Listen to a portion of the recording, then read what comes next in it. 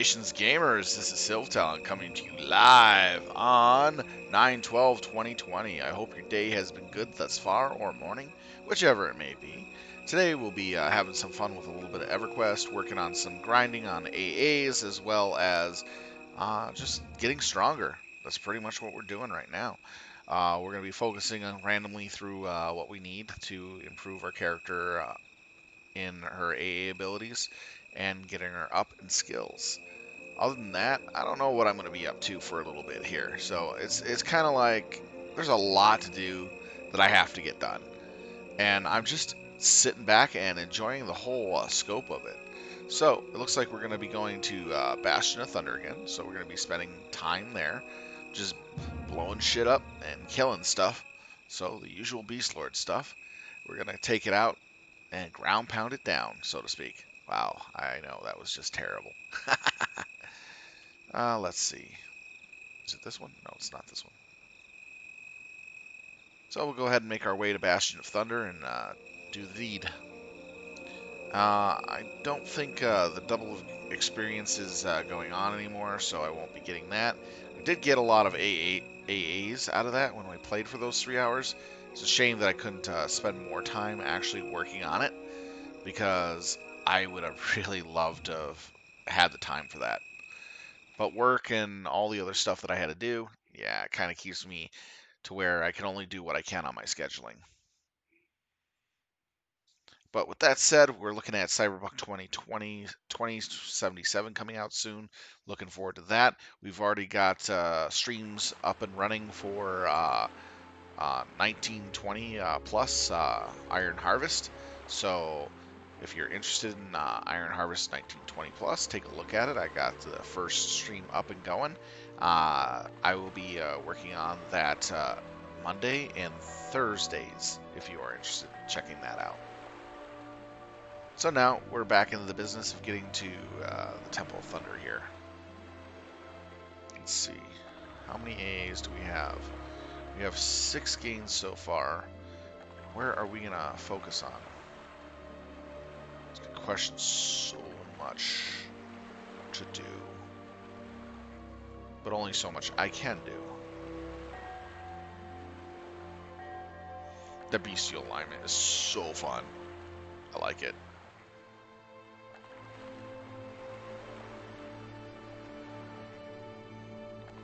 Paragon of Spirit would be really good. The Roar of Thunder, that's really nice for raiding. I'll get that a little later, though. Man, so much fun stuff. Excuse me. A lot of it's so high level, but a lot of it is where I need it right now is this area, my general.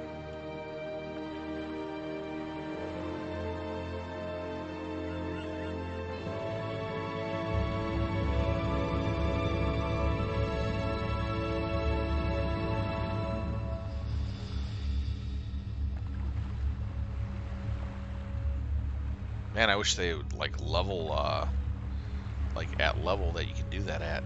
Been nice. Hey, you are level to actually get this skill. Here you go. That would have been actually a nice ability there. Find them at level requirement. So that way I didn't have to look through so many. Alright, let's go ahead and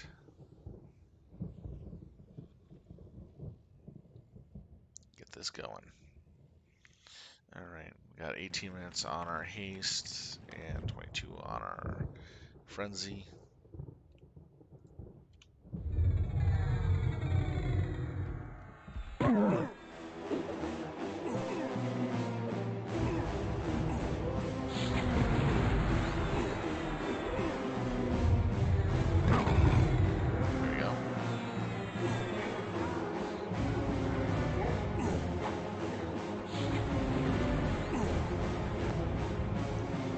Frenzy it up and Beastlord Fury. Double out my damage.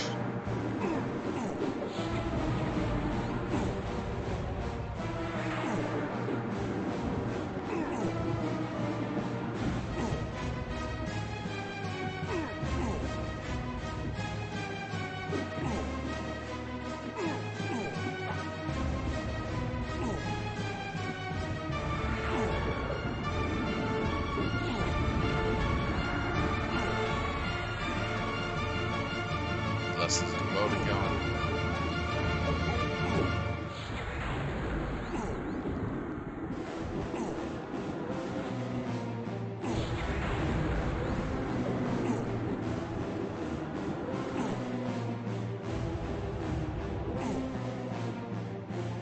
Giant's taking quite a bit to die.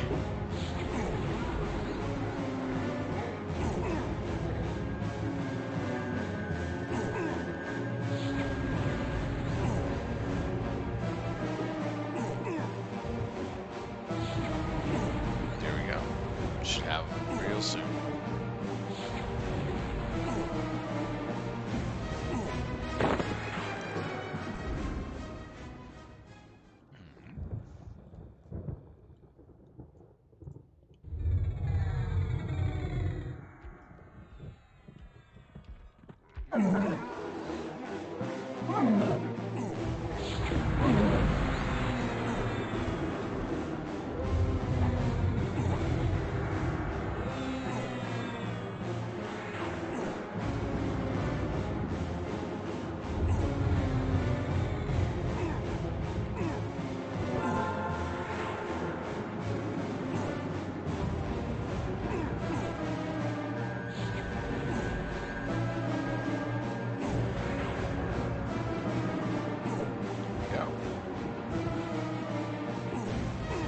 Paragon of Spirit will offset some of the damage he's taking.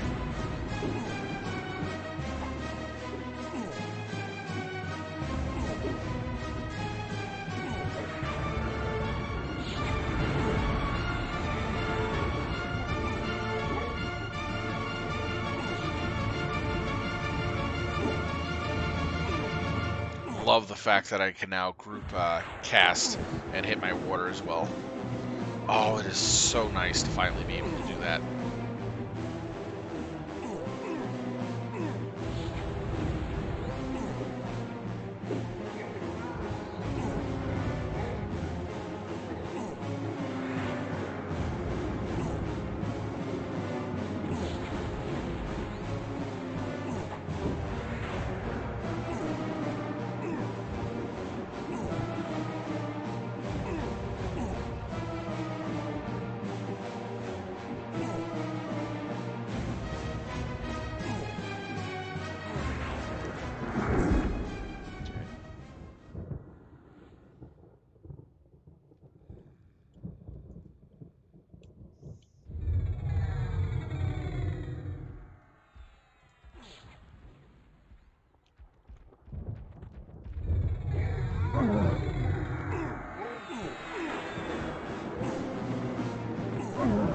How did I get double militia?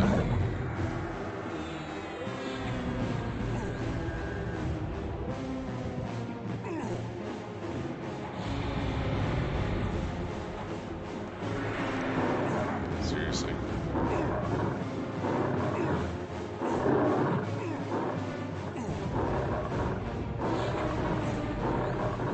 I turned into a flying furry kitty.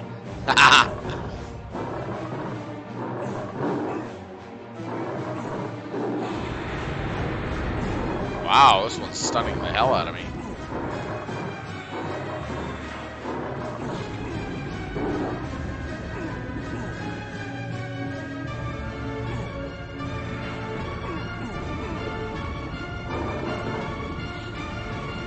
There we go.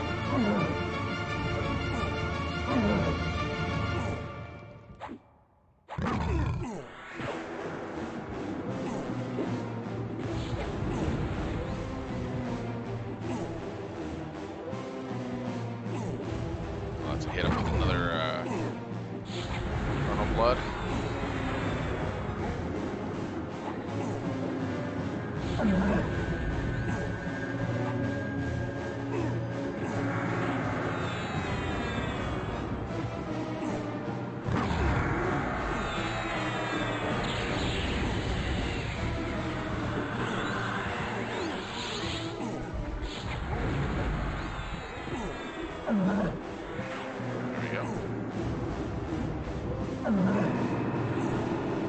Damn, this guy hits with a lot of stunning effect. That's surprising.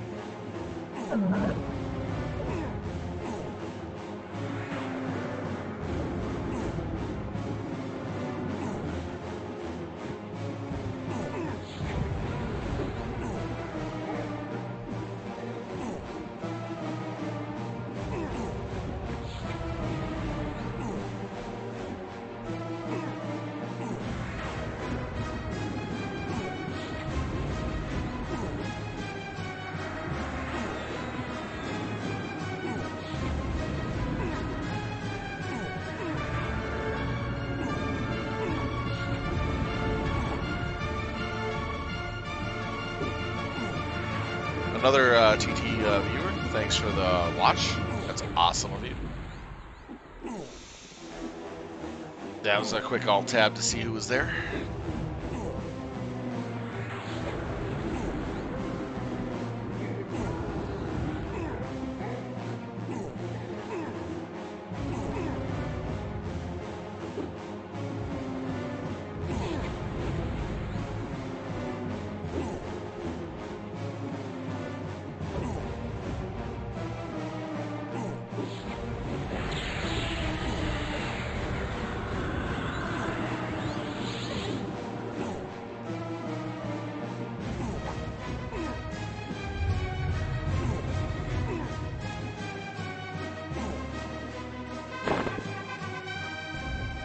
There we go.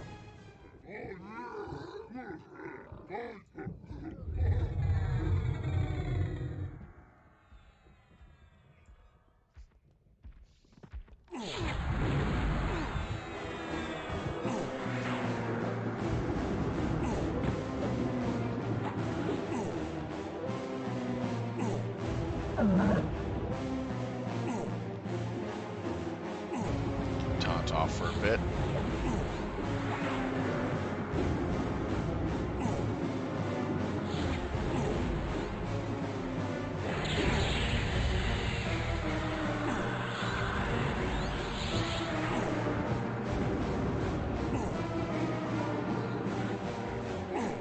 Might as well keep taunt on. Oh well.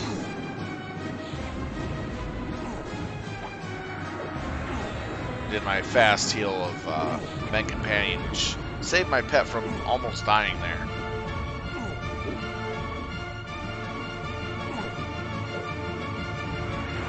Yeah, I'm not going to waste any more spells on this guy.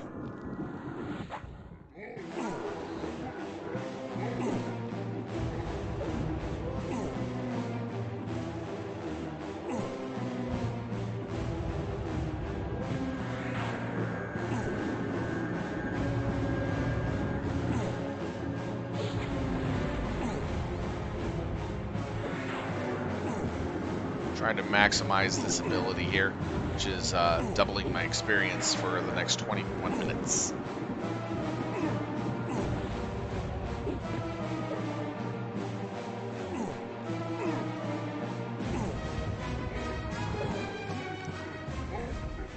Okay, so we'll have him stop taunting for a little bit.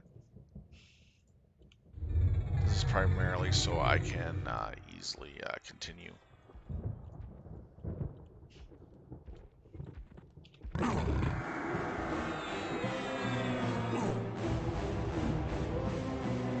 Water heal up to full.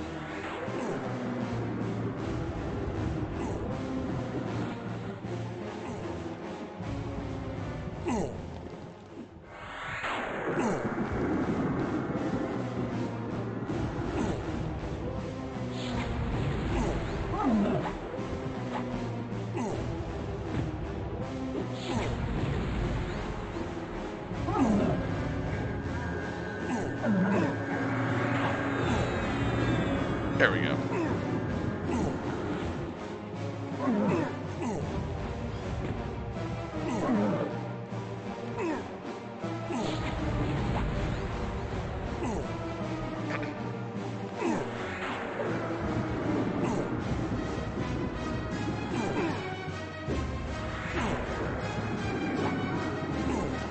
This should complete my quest. You give me another AA, probably. Haha.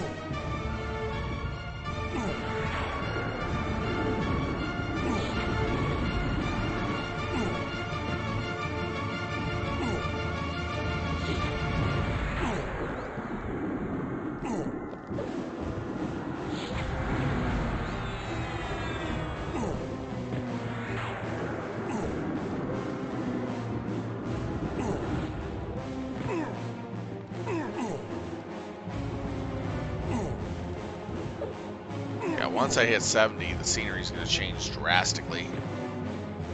Because there's a lot of zones you can go at 70.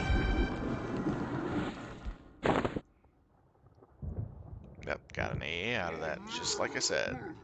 Go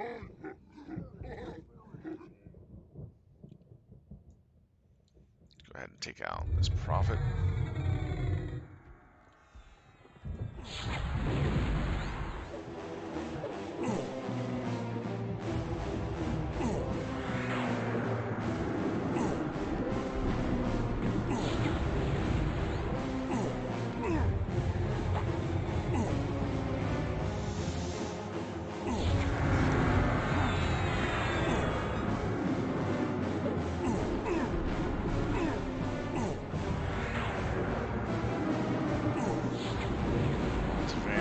General, let's see.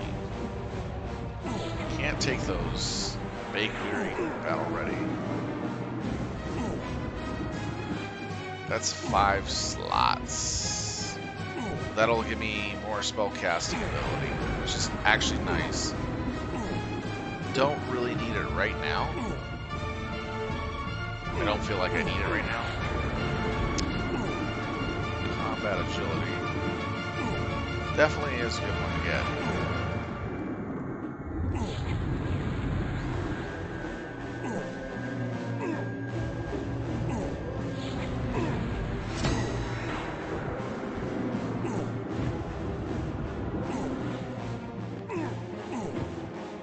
Along with combat stability.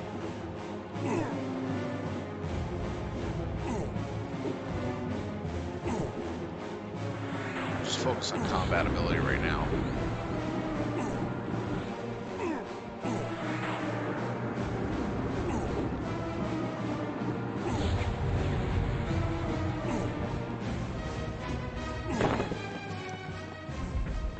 Okay.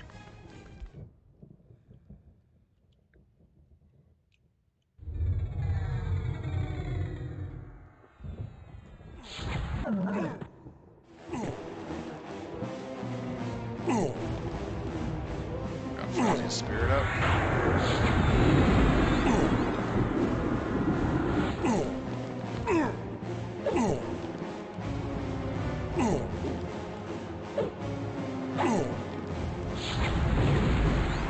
I have no idea what that is, but I'll give it a try.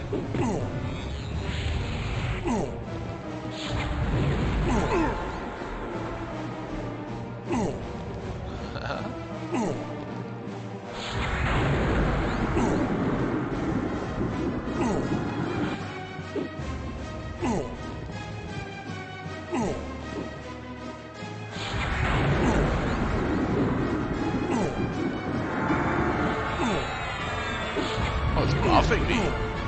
That's adorable.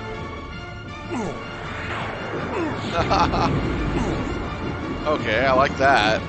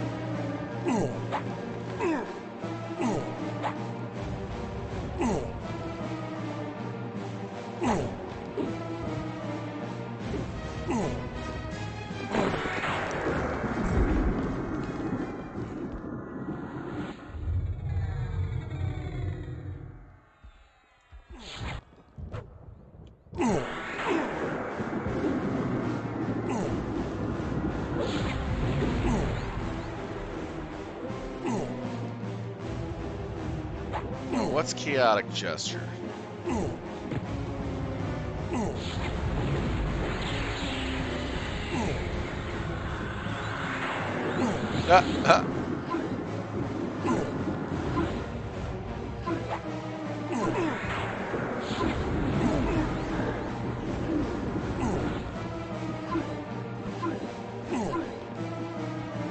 Wow, I'm attacking it fast.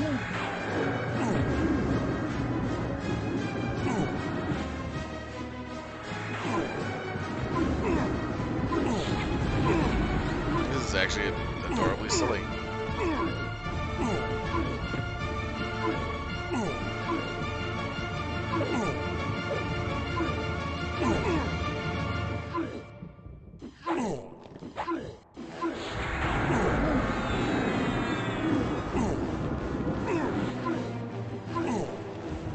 Use Faithful. Let's see what that is.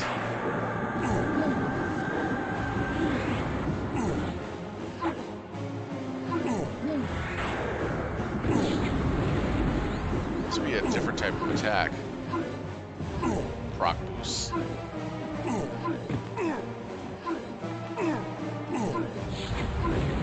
A flurry of hugs. Oh, jeez. Paragon Spirit. Oh, lost my pet. Darn it.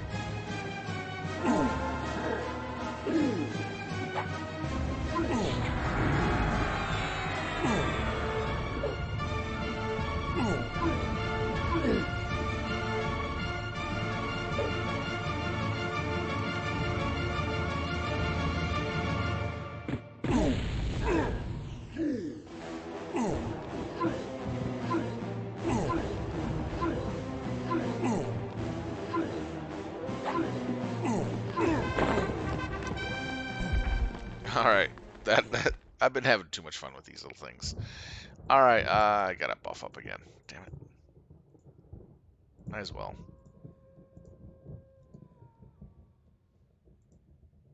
And then he makes me a small one.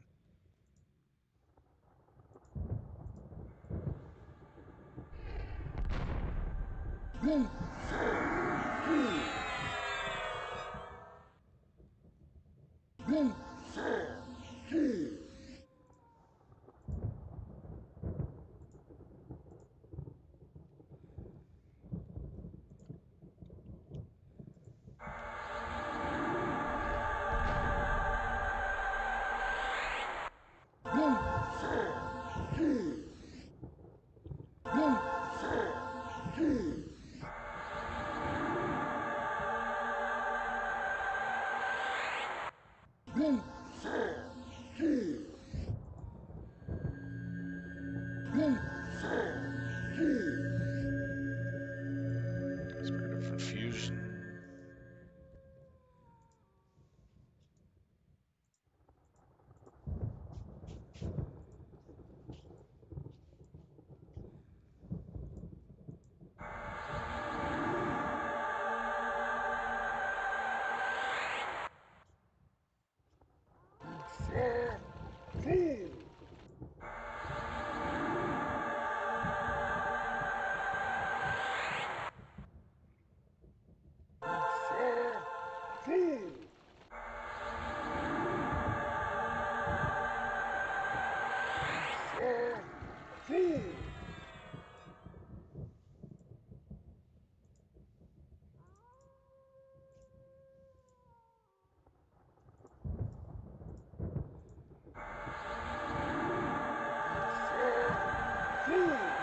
Alright. Got buffs done. Now, just have to get a little bit of mana up.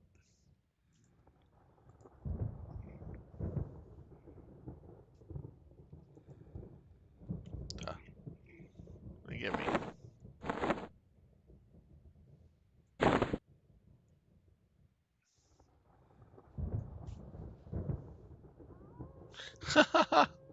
Okay.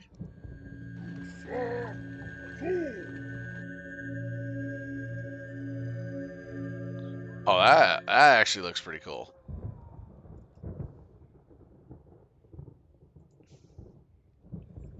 Okay. Now, let's see here.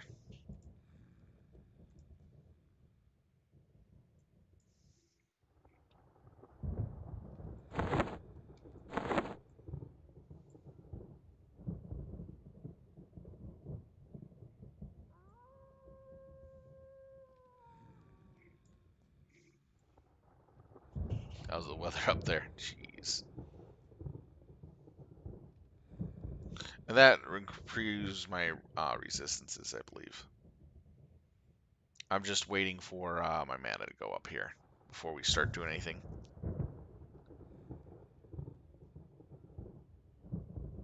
Oh, come on. Seriously?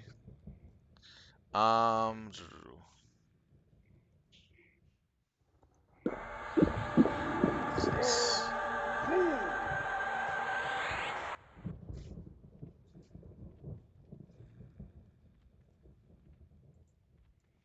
Okay, did not know know that was a weakened ability. That kind of sucks.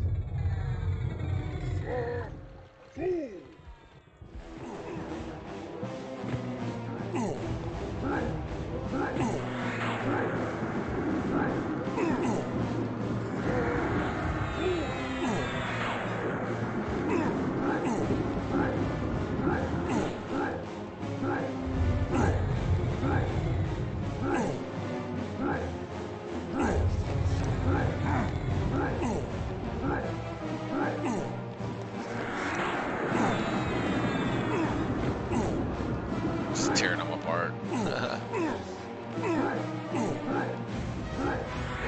Wow. Those effects are interesting.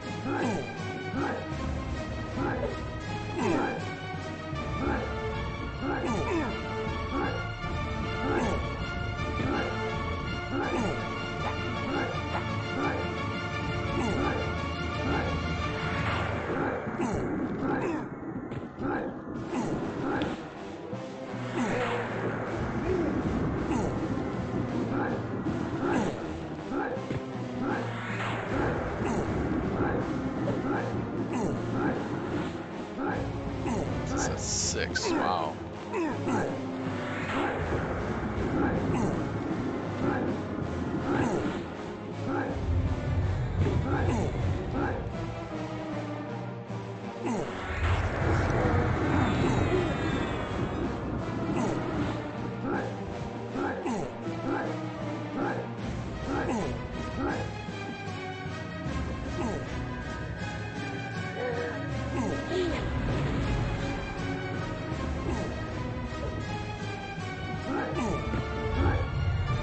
He's having a hard time deciding who to attack.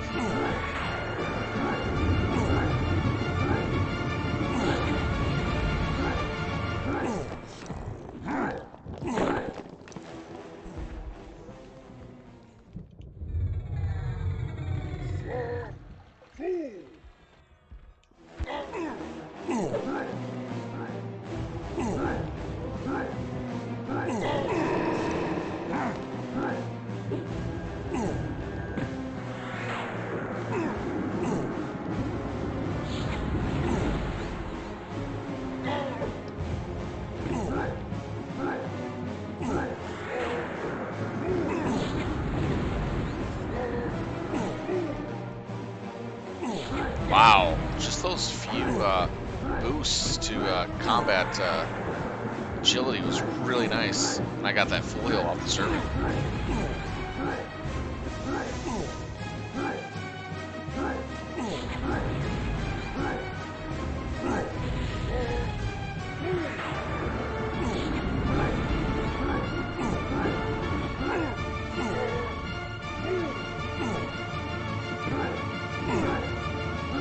I really like these buffs. They're adorable.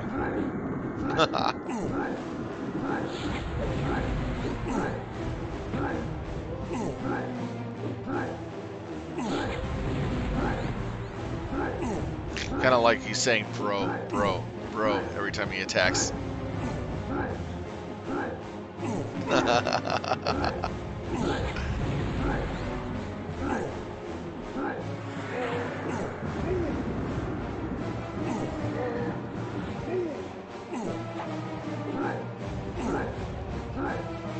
I got a lot in general to work on, that is for sure. I think that's what I need to do first before I hit the other stuff.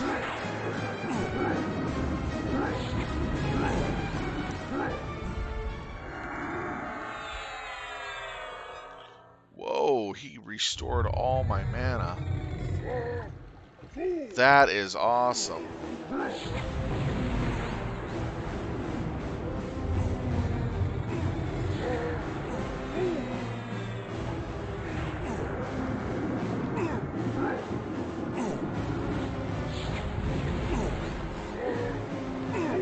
Oh, got the heal off just in time.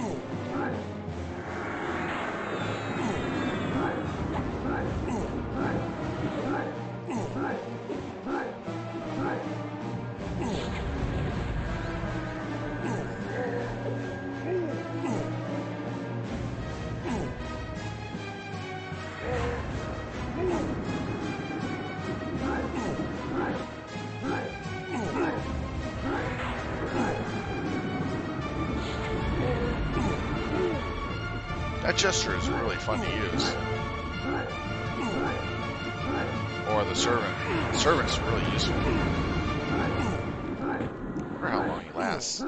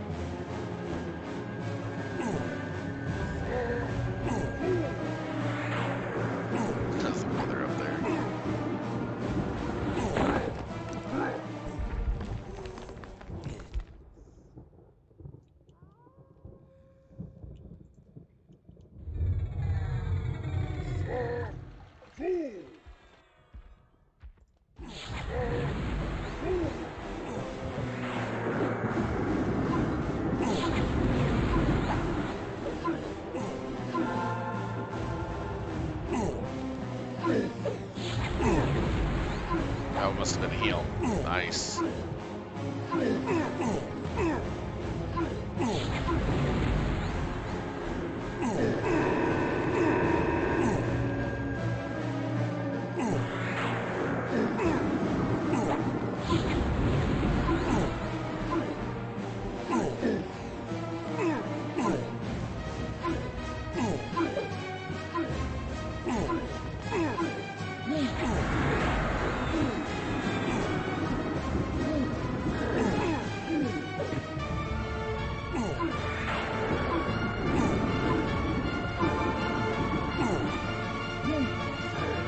Like that. It just heals me.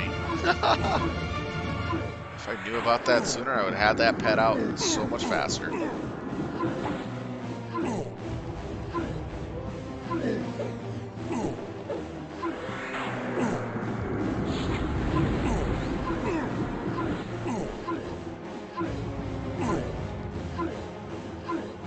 What the Bristolbane wine is doing, though.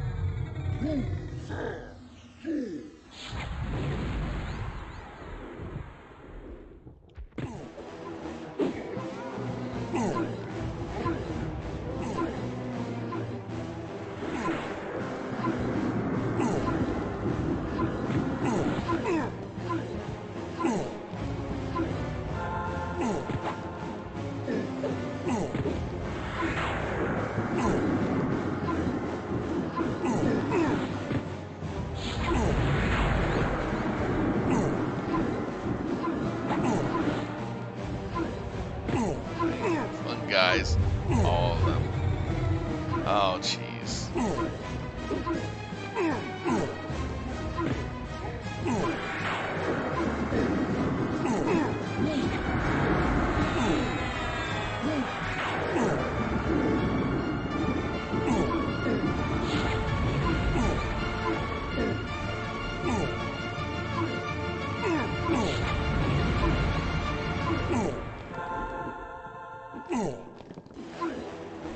There goes my devote. Aw, it's a shame.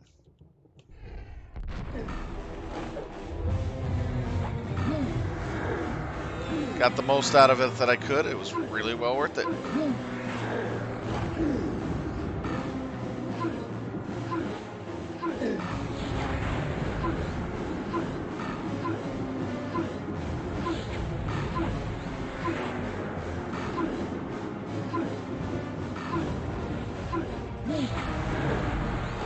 Looks like the Bristolbane servant's gone.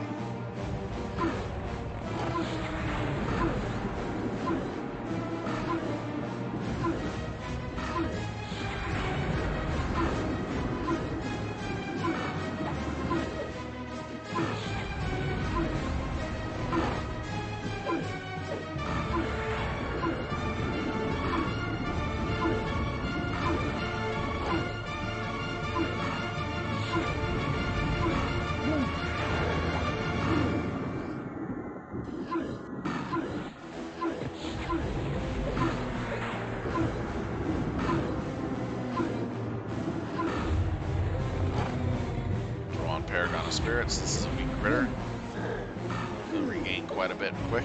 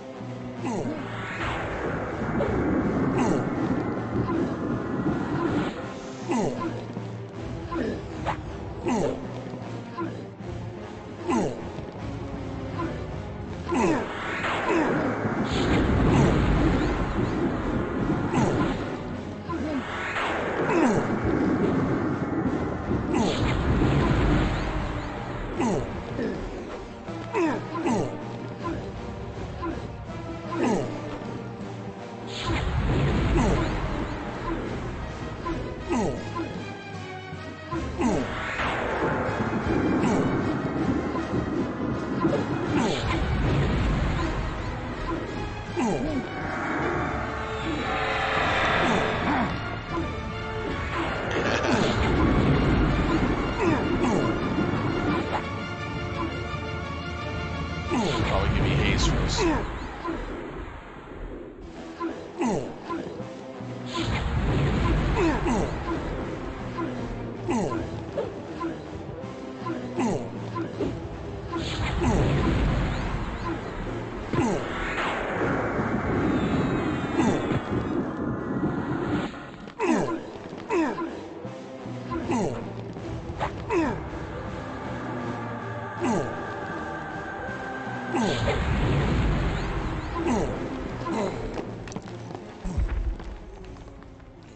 That gave me haste.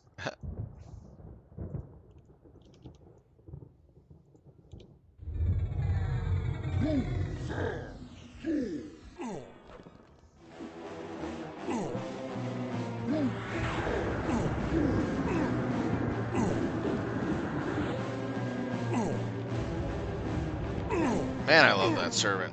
Getting free heals while in combat. So nice.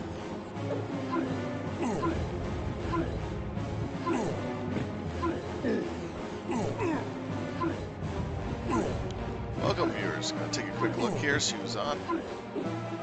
Alright.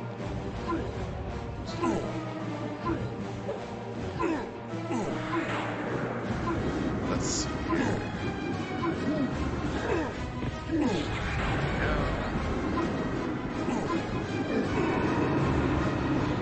I'm all tabbed out right now. Sorry about that.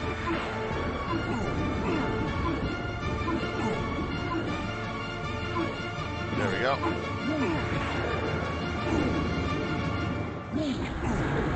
Yeah, when I'm alt tabbed, the screen freezes for a little bit. That's because I don't have it in window mode, and window mode in this game acts differently than the newer games.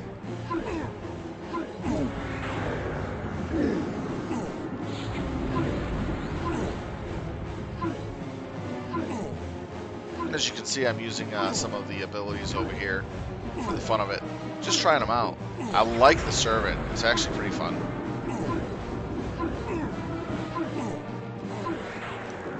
Really helpful.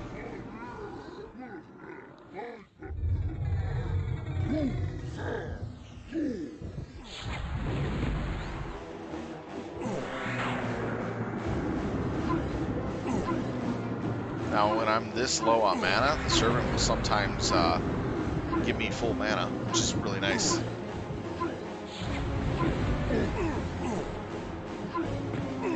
Oh, really? Okay, let's try that. The problem is when I go to windowed, all this goes nuts.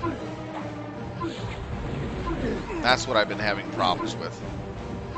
So options, display.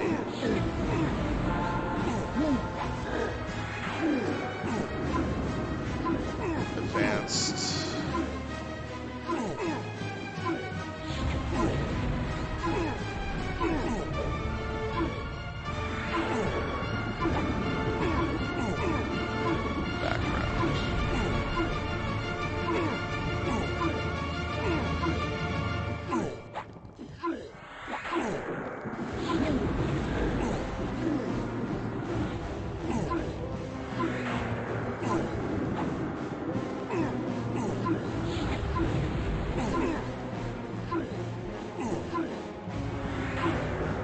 Takes effect next time I zoom.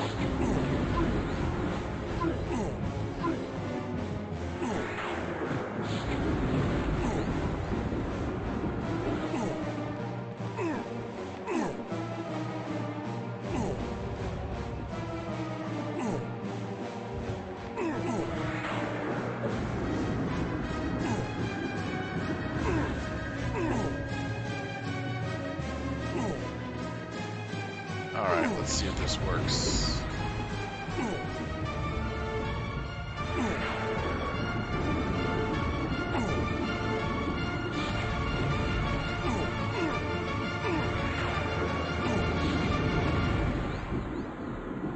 This is what I'm running currently.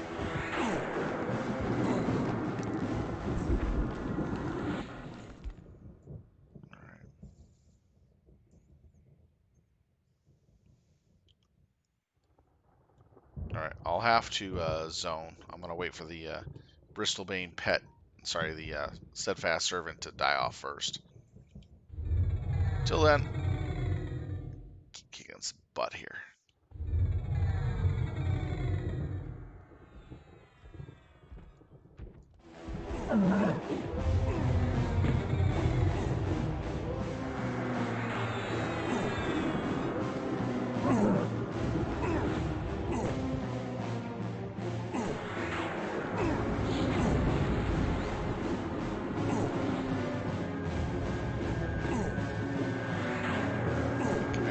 Only 4 minutes away.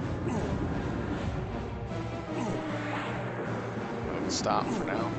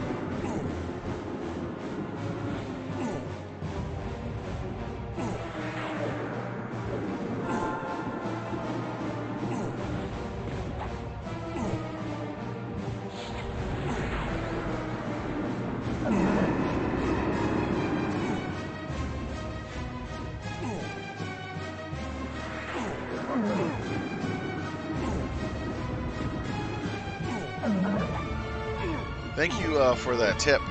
I'll just have to zone real quick in order to get to work.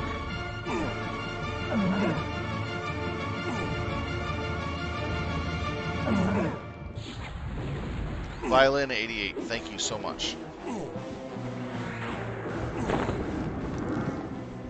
go ahead and zone. This debuff is annoying me.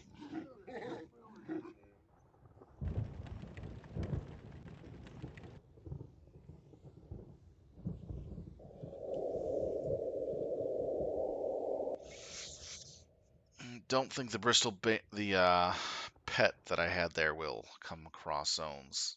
If it does, that'd be a nice improvement.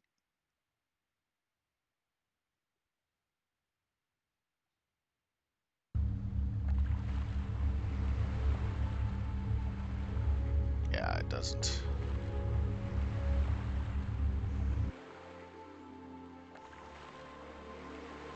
Wonder what type of effect this is. Poison, disease?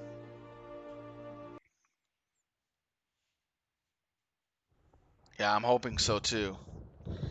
Alright, let's see.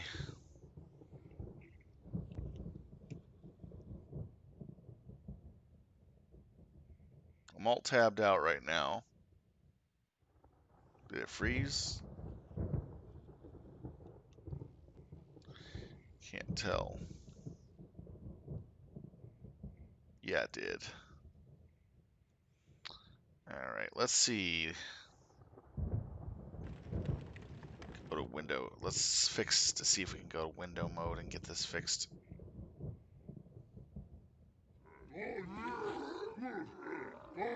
I've been trying to figure out ways to get the window mode to work better.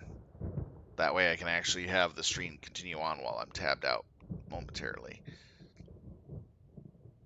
It's always a fight for all these games, you know what I mean? Each one's a little different. Just window mode. Okay, when I'm in window mode, as you can see, everything goes nuts. Oh, that's because window mode is in the wrong setting. Full screen. Full screen's 920 by 1080. Window mode.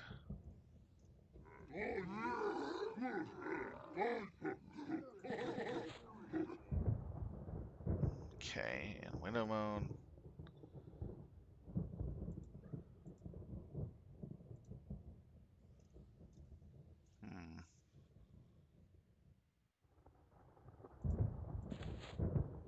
No, that won't work. That definitely won't work.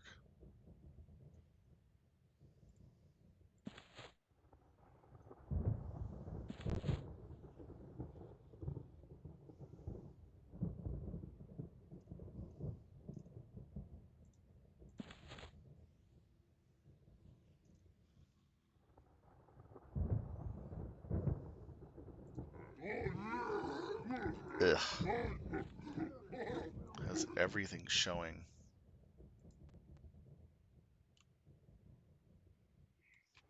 So let's see if I alt tab out. Yeah, so if I'm alt tabbed out, it still shows everything running. Although, dang. I had to take time to reset everything. Wow.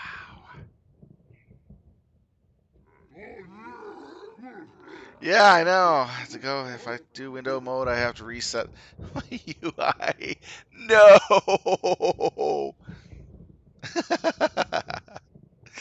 Oh, damn. Do I want to do it that way? That's the question. Oh, this is just a nightmare in itself. What do you think? Should I just stay in window mode or should I just stay in full screen? Window mode will take me the next 10 minutes just to fix this. I'll have to do this off stream. I'm gonna go back to full screen. Oh, window mode, evil little devils. All right, let's see. Yeah, I know I only had to do it once, but I'm being lazy and I want to make sure I maximize my time. You know how that goes.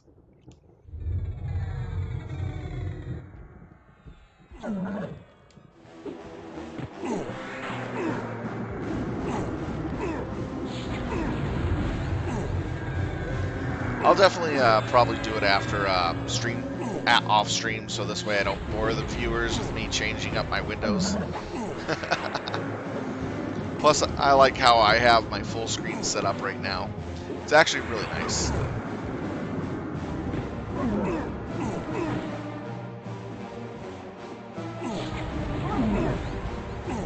Oh, what's at the DB store? Do I get anything? No, not yet. Spirit ice cream. Ice cream. What is this? A lot of fun stuff.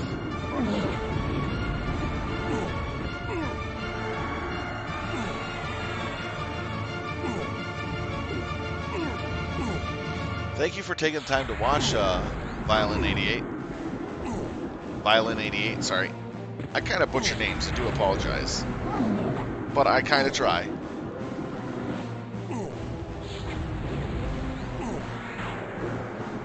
Thanks for taking the time to watch me play. Right now I'm trying to get to Path of Partner, so I'm trying to up my views. So I've been trying different games out. Been having a lot of fun with EQ again. It's been a long time since I played, but I just love it. it's just a game where back in the day it was the game, and then as you see the new games come out, it's like you kind of wish you went back to the old stuff because it was a little more simpler. And plus, there's no other game has the class Beastlord in it like this one does. And I've been missing playing this class for quite a long time.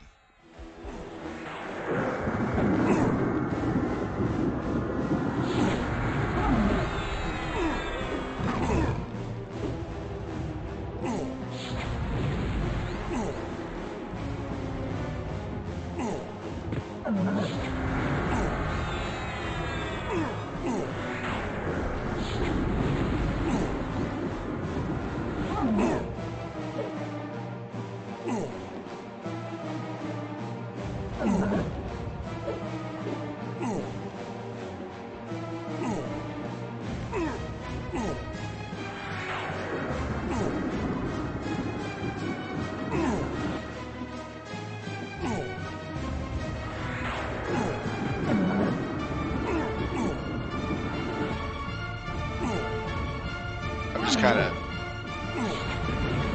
experimenting here.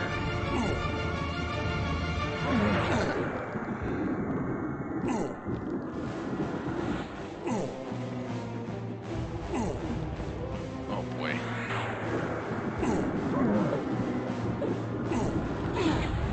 So it won't overlap. All right.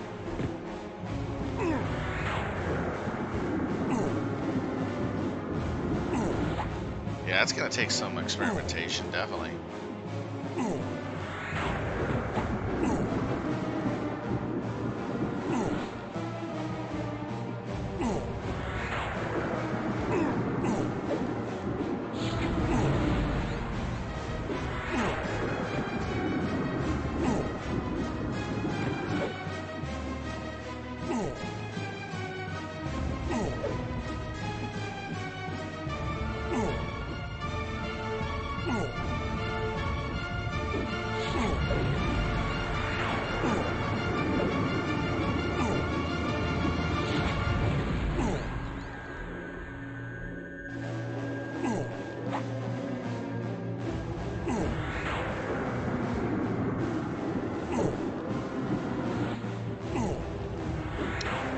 Originally I played on the Praxis server when Sony had the title as their product, and I played for the first all the way up until a little after Planes of Power, where we just got up to level 70, and then I stopped playing because of money and time constraint due to my jobs and stuff like that.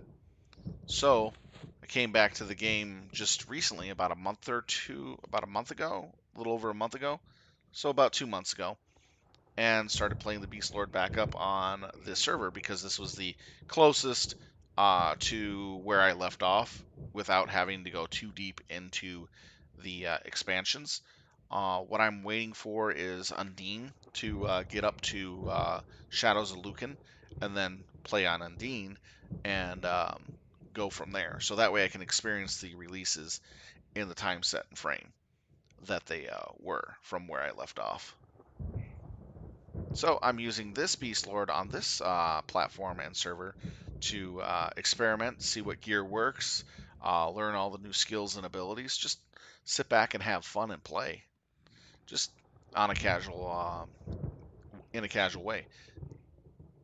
Yeah, that Aradun. Sorry, Aradun. Thank you. Why do I call it Undine? So when Aradun catches up to Shadows of Lucan, I'll be switching over there.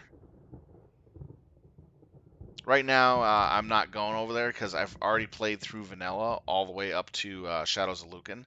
And Shadows of Lucan has the Beastlord, and that's where I want to start back up again because I had so much fun with my Beastlord class.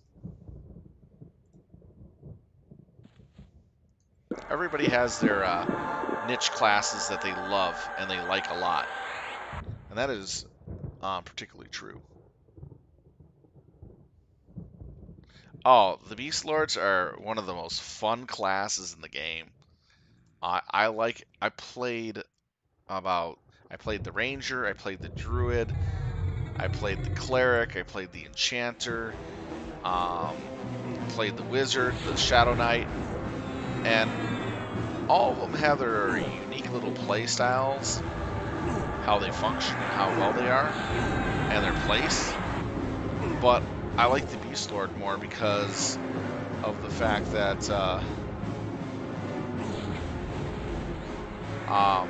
it's in a class of its own. It's so different. It's a mixture of multiple classes into one to make it into a really interesting class to play. It's not something you can just sit there and say, oh, well, I got this awesome tac nuke, or I got this area effect, or I got all these buff spells. I can do these mass pulls and survive a tremendous amount of damage, or just heal everybody back up from dead and resurrect. Everybody has their own unique switch and all that. The Beastlord is more of a jack of all trades, but a master of none. It's got a little of everything I like out of all the classes that I played. And it's got a gnarly pet.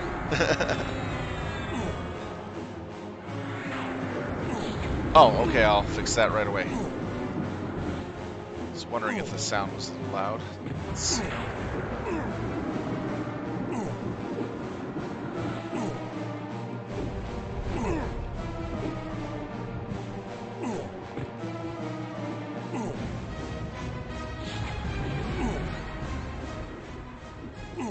There we go.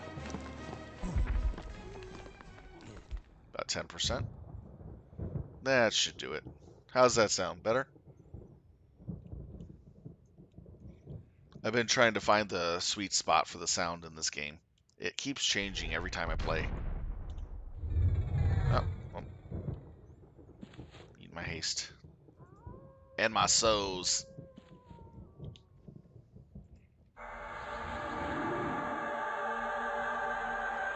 Yeah, sorry about that. I've been making adjustments to the sound for everything.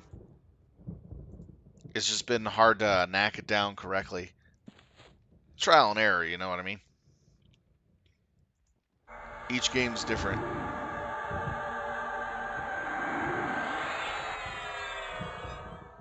And the feedback. Feedback? Yeah, am I giving too much feedback?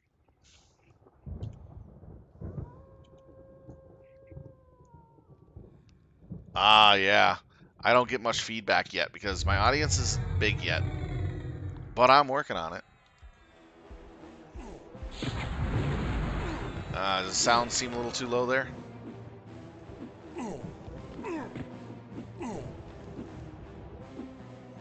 To me, it sounds a little low.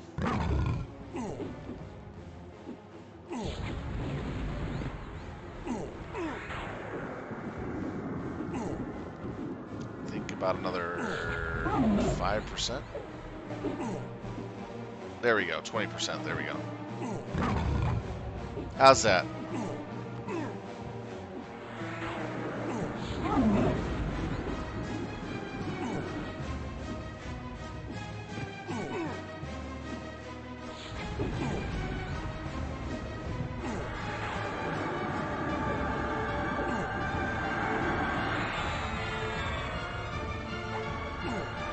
Alright, cool. Yeah, as I was saying before, I just like the Beastlord class because it's jack of all trades. It's a master of none. It gives you a little bit of everything. A little bit of monk, a little bit of shaman, a little bit of enchanter, and a little bit of mage, all rolled into one little package. And a high-level Beastlord can do some serious damage, especially if it's geared up pretty good, too. And has its AAs that it needs. I played Beastlords on PvP servers when Sony had the game. Oh, I got mobbed constantly. But I went down fighting pretty strongly. It's really funny because I focused on making sure I could cast. And a lot of Beastlords at those levels didn't have very good spellcasting ability. So I would tear people apart on those PvP servers. Usually it was like 2-on-1 or 3-on-1. I usually kill at least 1 or 2 of them before going down.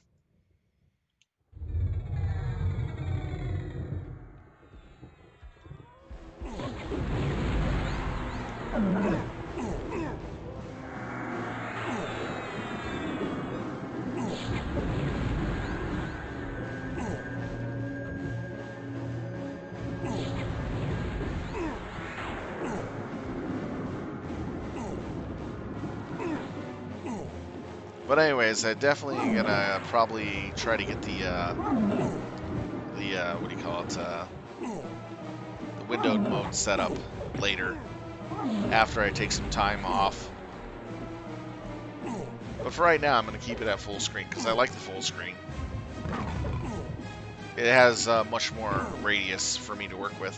When I do windowed, I have my taskbar showing and the top of the windowed screen showing. That kind of sucks.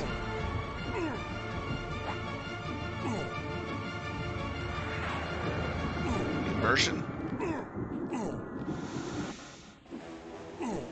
Let's see here. I can go to 7.1 surround. Adds a little bit to the immersion.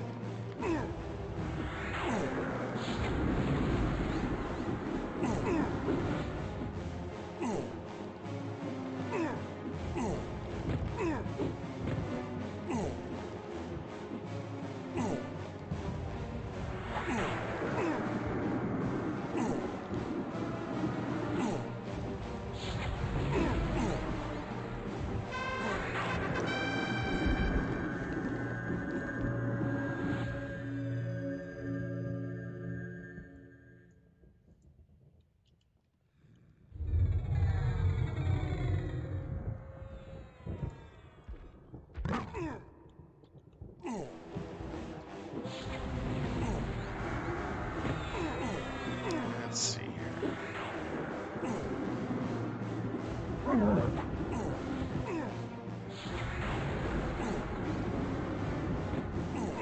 Still a lot of stuff in here that I haven't even looked through.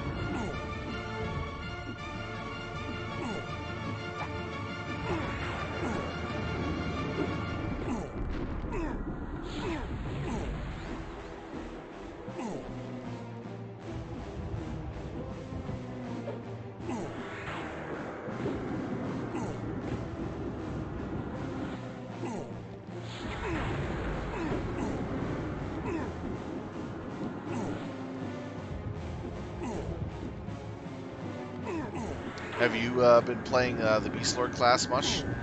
Just out of curiosity.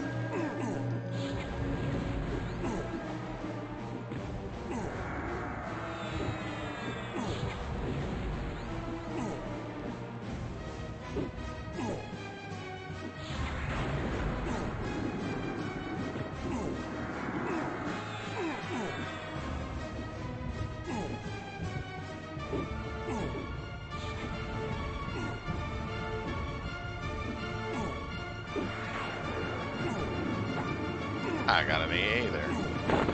Didn't realize it. Let's see, got 2 so far, almost 3.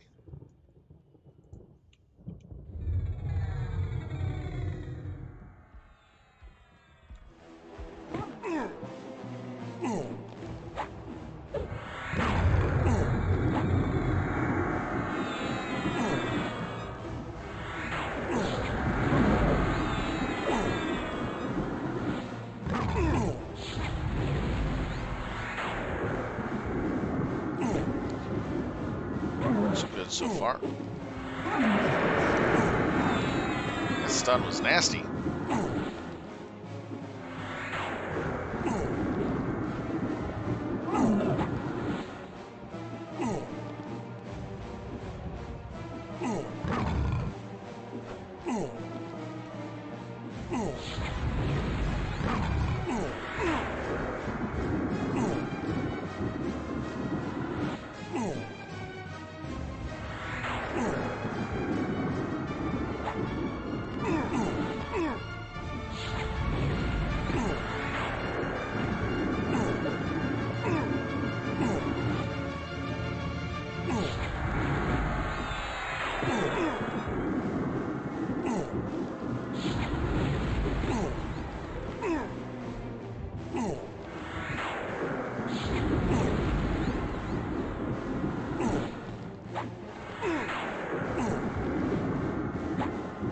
Definitely gonna have to rest after this fight.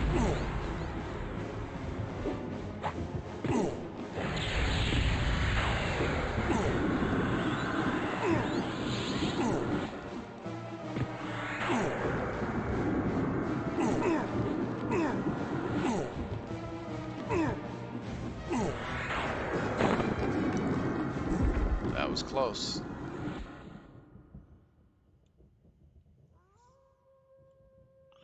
Oh boy.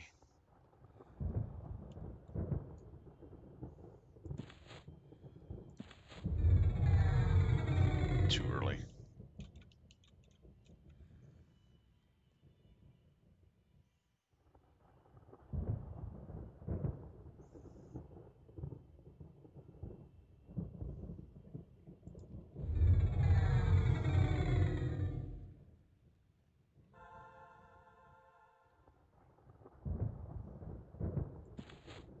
It's a 5-second cast.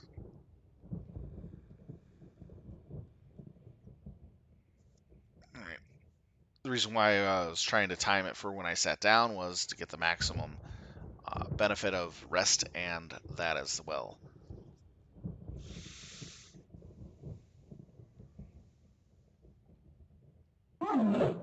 Oh, come on.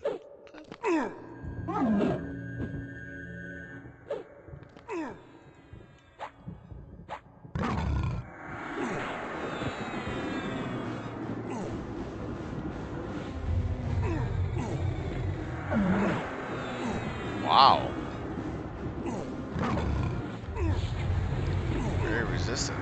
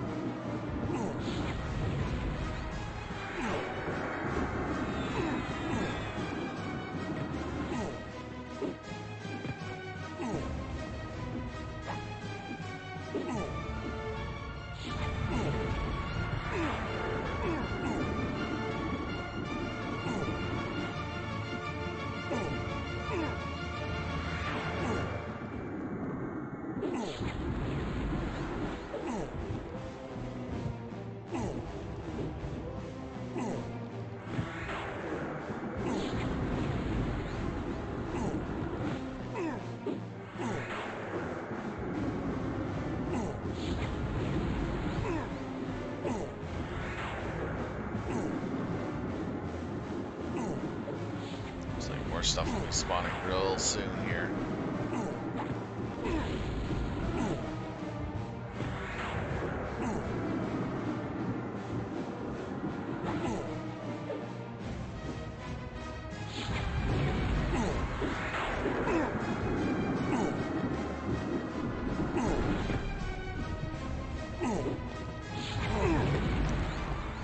Very nice. Alright, we'll get some rest here and get our mana up. We're going to need every little bit.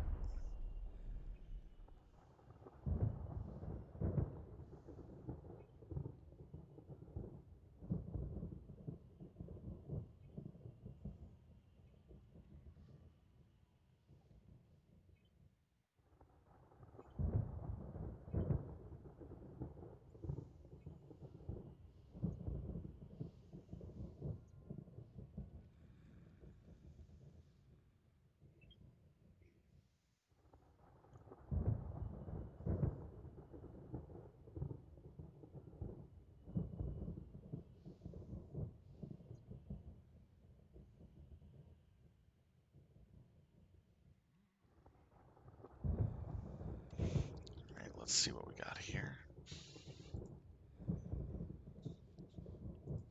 No, oh, yeah, I'm not using auto grant enabled for AAs. I'm actually earning my AAs through actual hard work and actually grinding because I want to explore more of the zones as I level up.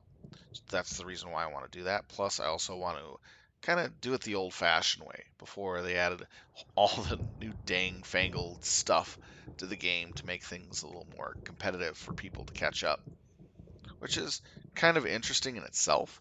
But at the same time, it's like, man, that's kind of cheaty from what I remember it from in the old days. All right, well, I'm gonna take a look to see who's viewing and say hello. Another TT viewer, thank you for the watch. Commander Root, thank you for the watch. Let's do this, streamers. Thank you for the watch. Neuromancer, thank you for the watch. Tryin the Rogue, Tyrion the Rogue, sorry. Thank you for the watch. Violin88, thank you for the watch. Thanks, guys. Every little bit of help helps there for getting partner. I thank you so much for taking the time to watch me play. And right now I'm working on combat agility before going on stability and other stuff. So I'm kind of just going down the line of the general at this time and catching up to the level requirements. I'm currently level 68. I have pretty decent good stats. And I got pretty decent gear, which helps. What's going on here? Power source. Have no idea what that is. Should probably look into that.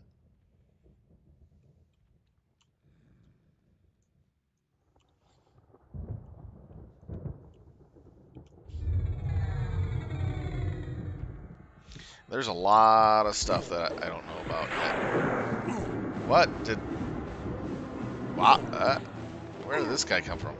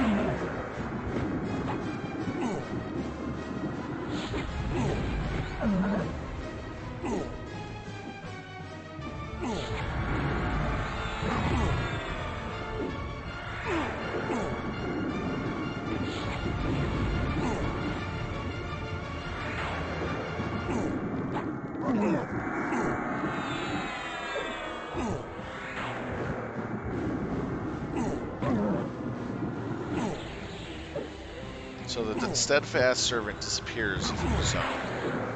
So that's good to know. I had that out earlier and I zoned and it disappeared. I wonder how long it lasts. That's a real good question.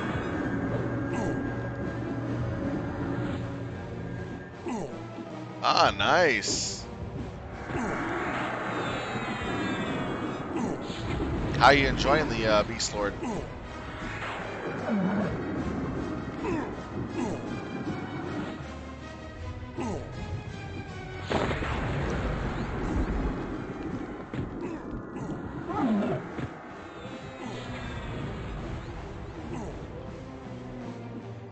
I just love the class. Compared to all the other classes in EQ, it's the jack of all trades aspect that I like about it. You can heal yourself, you can heal your water, you can buff yourself like a shaman, and those around you. It's just a jack of all trades that is just really, really nice. It's a nice fit for somebody who wants something that can do a little of everything, but is a master of none. And the best part about it is you get one of the strongest pet using classes in the game out of it, which made mages pretty upset.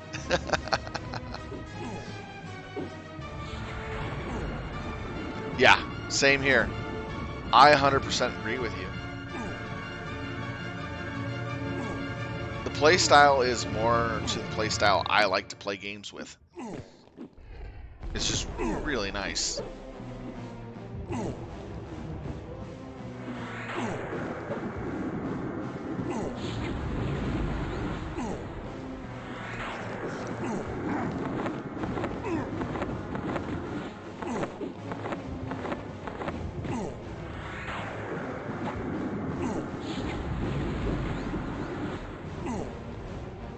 It's a shame that we can't use the null-hide whips anymore at higher levels.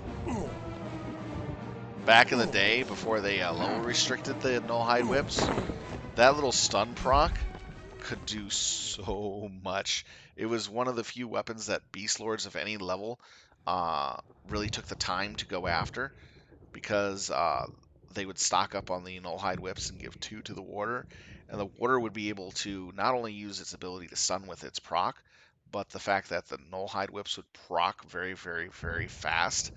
You could get into a fight like with one of these guys and have at least 300 to 400 procs going off on these mobs, and they could not do anything at high level.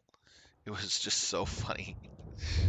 Because back in the day, when I came here in Plains of Power, I had a bunch of null-hide whips on me. And I would give it to my warder, and I would stun lock anything I fought for almost the entire duration of the fight. It was a lot of fun.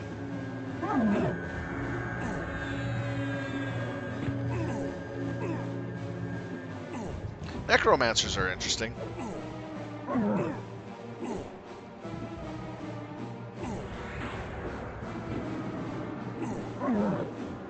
I have a friend on the server right now that is working on his Necromancer.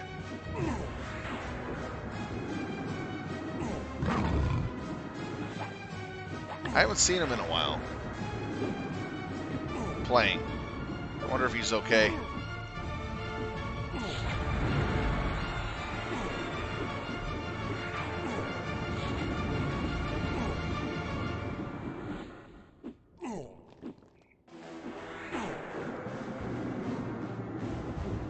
So, what is it you like about the Beastlord class? Your personal opinion on it. What makes it very encompassing for you?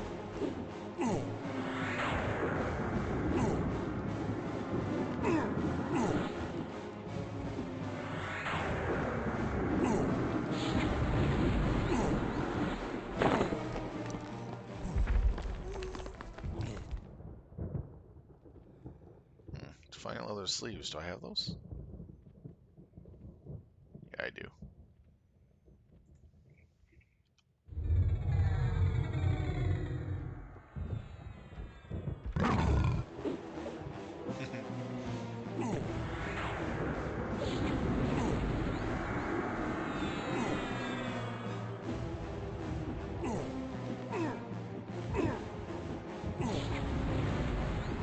Beast of a tank.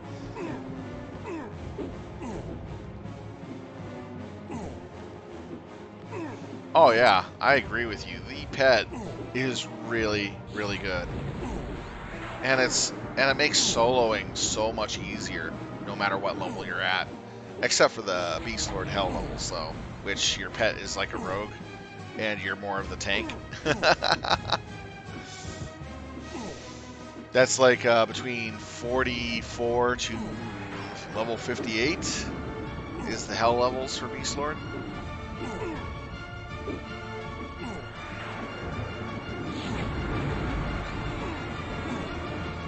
Did you get your pet focus abilities for your Beastlord on the main server?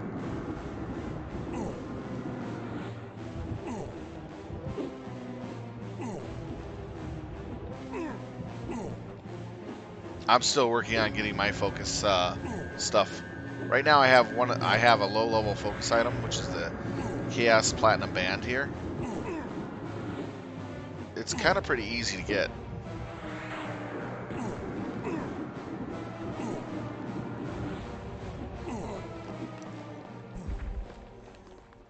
Yeah, I have a low-level pet focus item already. I was gonna Northern Coalition was gonna some of the members that I was grouping with were gonna help me try to get the upgraded version of that in a higher level dungeon zone, which is actually stronger. And I'm hoping to group with them again. I've been having a lot of fun with kind of hanging out with them.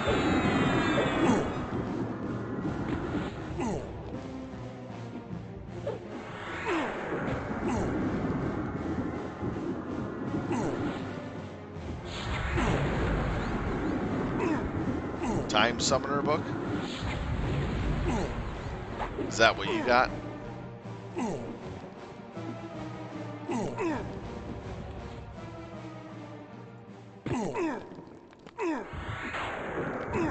Oh, it's in the title of the stream.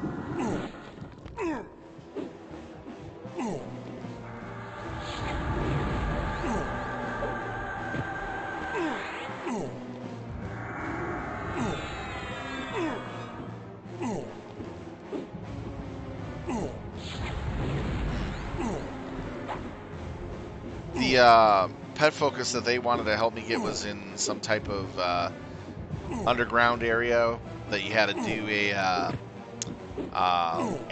take 10 minutes to answer all these riddles. Then you opened up the underground cavern area to kill a giant spider, a giant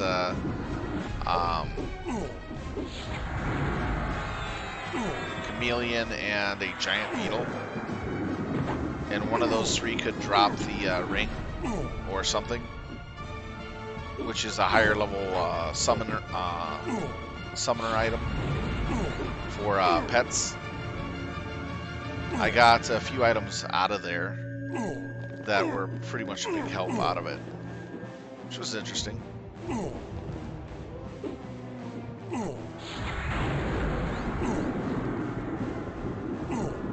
And it was a lot of fun. I was like shocked to see my water get one-shotted by an ability. Oh, Rift Seeker Sanctum. I did not know about that one. I've been looking up the pet focus stuff. I found very little information on it and how to obtain some items. I know that Dungeons of North has a pet focus item you can buy. It's a gem, which you earn points and then you can get the gem.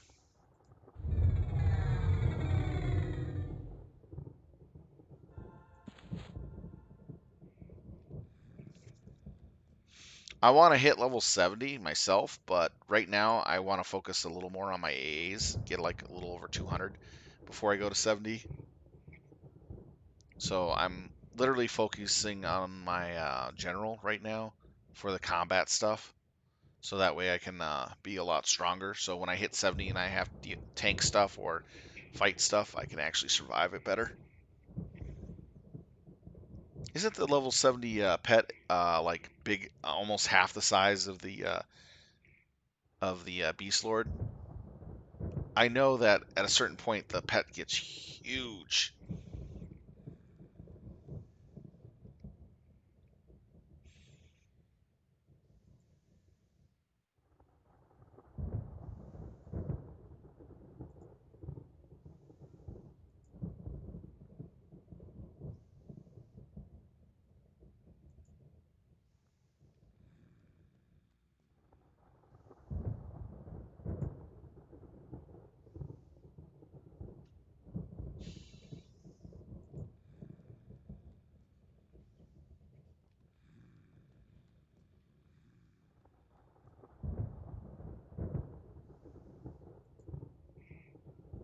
Hello, yeah.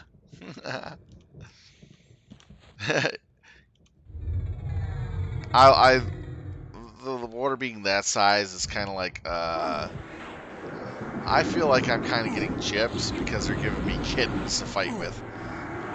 But when I got that level 70 water, well, it was YellowCon to me, if I recall, when she hit 70. That's really beastly. It means it's higher level than the actual master, which is like a big lulz.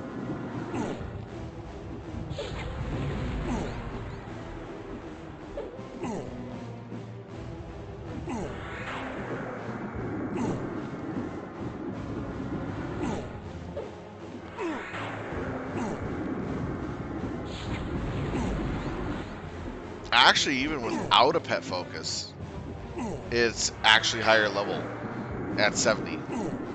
I'm pretty sure. I have a pet focus, and it's not making it higher level than me.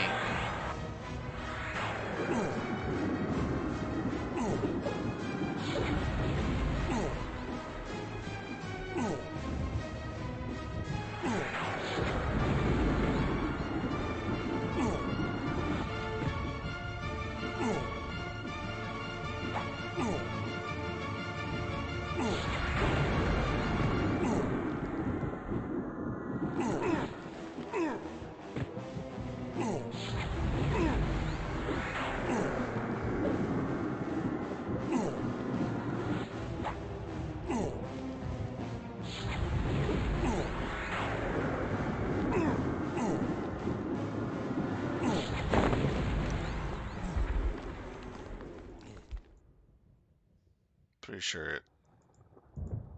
So you can't even click on it.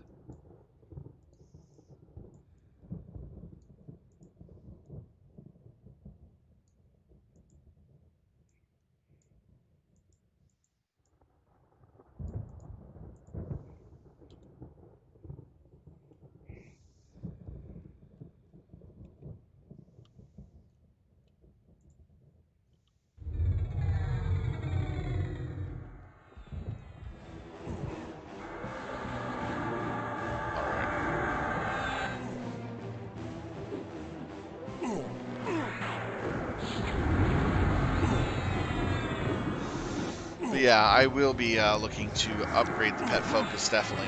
I do know that this pet focus is okay for what I'm doing for my current level, but I know that I'll need a much better one. Oh yeah, I kind of figured as much when I summon a new pet. I kind of, at first, when I first got the ring, I thought it was a clickable ability, and I tried every way to get a clickable ability to activate on it. And then I realized, oh yeah, it must mean when I summon it. Yay.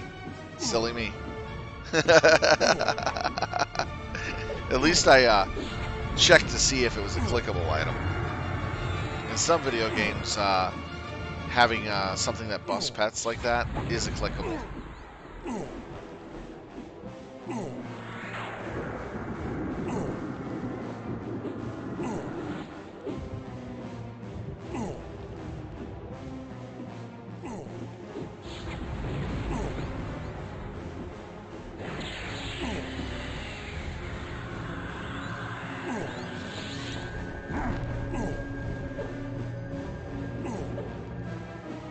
Look at Link Paul Lich.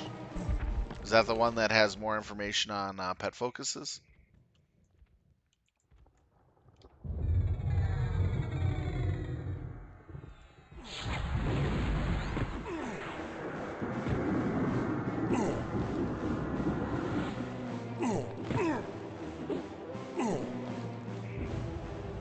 Oh, I see. That's good to know. I'm writing that down right now.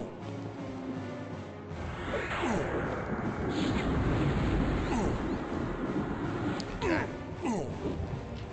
I'll definitely check that out and read up on it.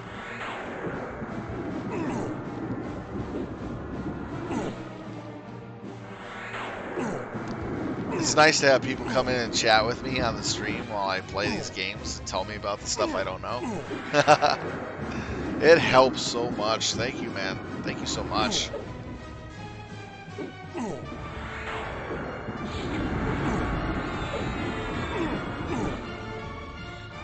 I find this the most adorable skill.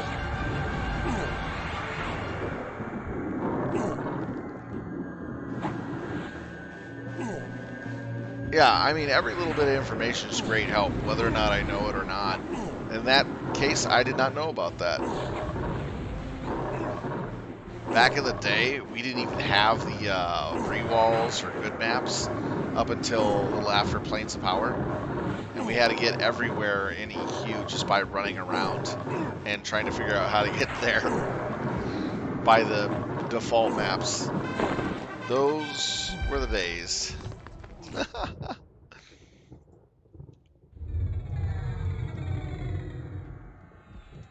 Oh yeah, I have to admit, the maps just make things so much easier.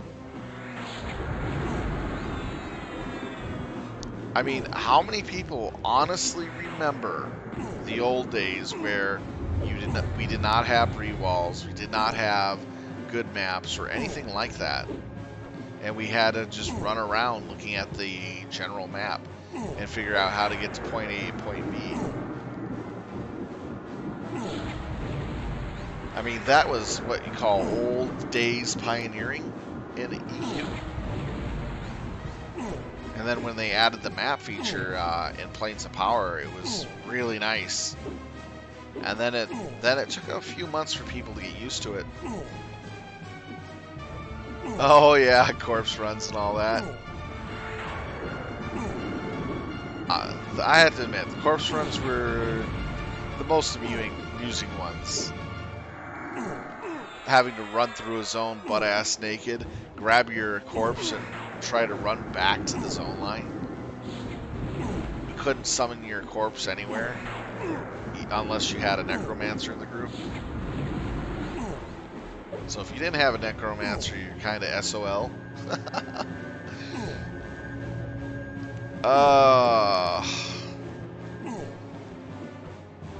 And you remember the trains in Blackborough?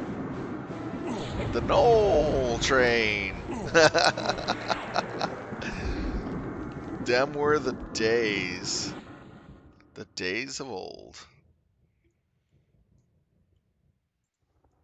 The Canor Castle or the Blackborough trains.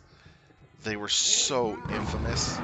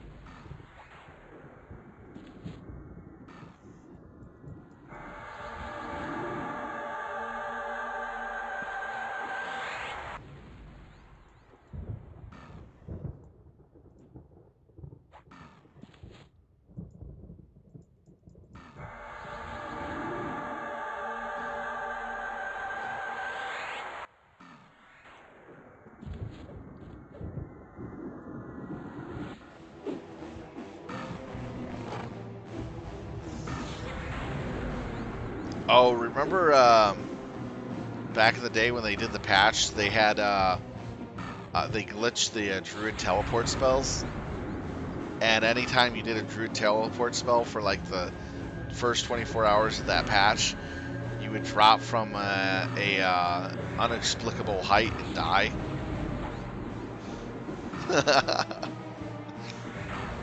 So many druids were so mad. It took them like 24 hours to figure it out, fix it.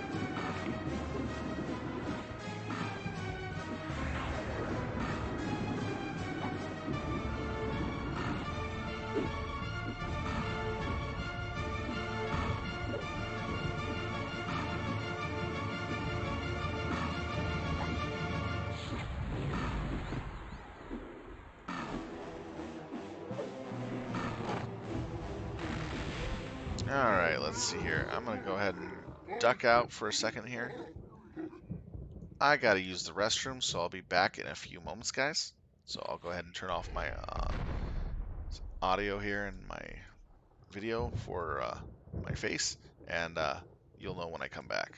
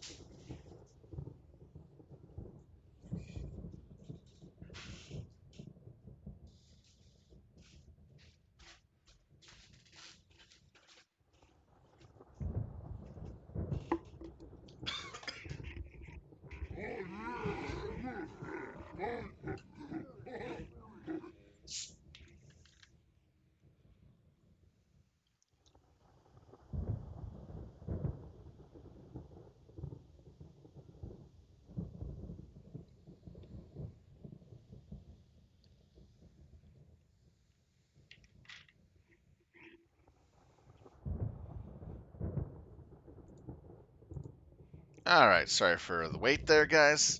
I'm back. Alright, let's get to this. Let's see. I believe we got an AA off that. Yes, we did a little while ago. Alright, we can train that up.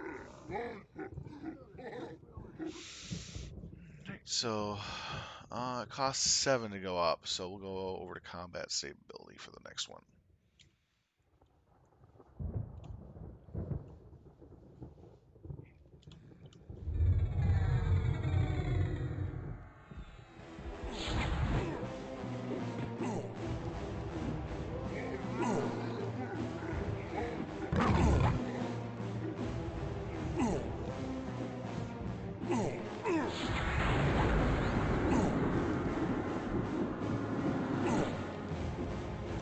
Thank you for the watch, First Killer. That's awesome of you. Thank you for joining us. Hey, Tyrion, what's the craziest thing you've done with your Beastlord in-game? From Sony, when they had it, or from Daybreak? Who has it now? What's the craziest thing you've done with it? And pulled it off? Or even possibly failed?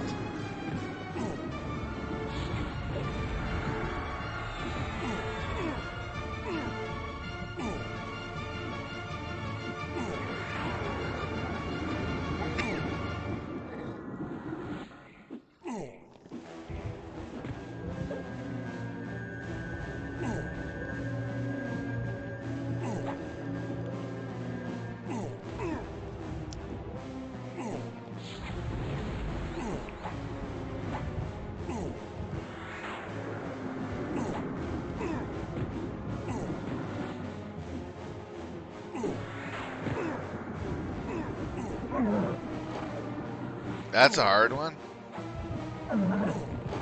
You have any crazy example? Because Beastlords do get in a lot of crazy situations.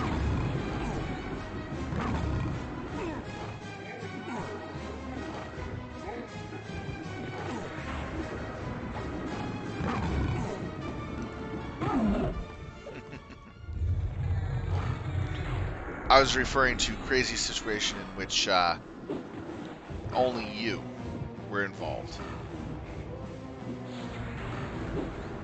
Oh yeah, raids will usually do it.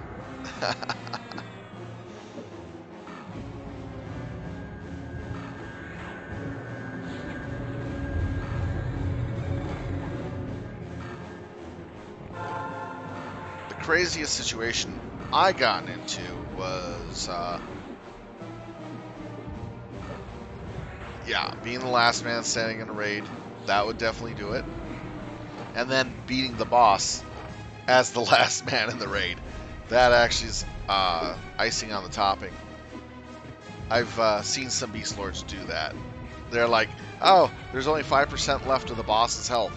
That's about 1 million hit points. You're not going to survive that fight. And they wind up doing it.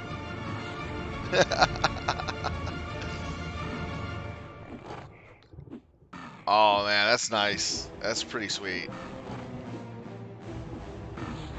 The craziest thing that I was in was this was towards the end of Shadows of Lucan, where everybody was just basically finishing up raiding SSRA, and they didn't go in there that much. So I used SSRA as a grind zone because a grinding area for the first part of SSRA, where Rag 1 was, all the way up to Rag 1, because they would spawn relatively quickly. So respawns were really great. The experience in the dungeon was 4 times more than what you would get outside or any comparable zone nearby. So I was actually just raking experience just from the trash mobs, starting from zone point all the way to Rag 1. I got so bored killing those critters so much because I was really fully buffed and I've been doing it for hours and hours on end that I decided, well, I just got these fresh new buffs. Why don't I go play with Rag 1? So I go in the chamber, equip some Nullhide lariats to my warder, and I proceed to fight Rag 1. And I go, well, I'm going to probably not survive more than 3 to 5 minutes, 3 minutes, maybe 5 at most, with Rag 1 because of its abilities and what it can do. Here I am fighting it. I'm like, why isn't the set timed mana drain and other effects not kicking in from Rag 1?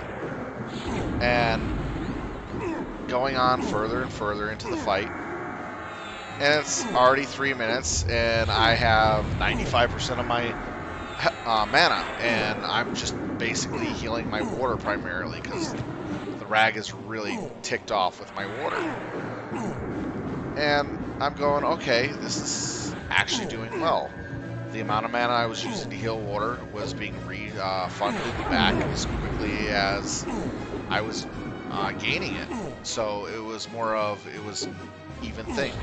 It only came to where when I had to heal myself, I would kind of lose out on mana, and then I got dangerously low, depending on if my water couldn't regain aggro. And 5 minutes had passed. I'm going, okay, I'm still alive. I'm at 75% mana, full health. Water's doing really well. 10 minutes passed. I'm at 80% mana. And it came to 20 minutes. I was fighting Rag 1. Then I started realizing when I saw the notice in the battle, because things were going really fast because the no-light whip's going like nuts on our procs and the other stuff, that Rag 1 had a bug.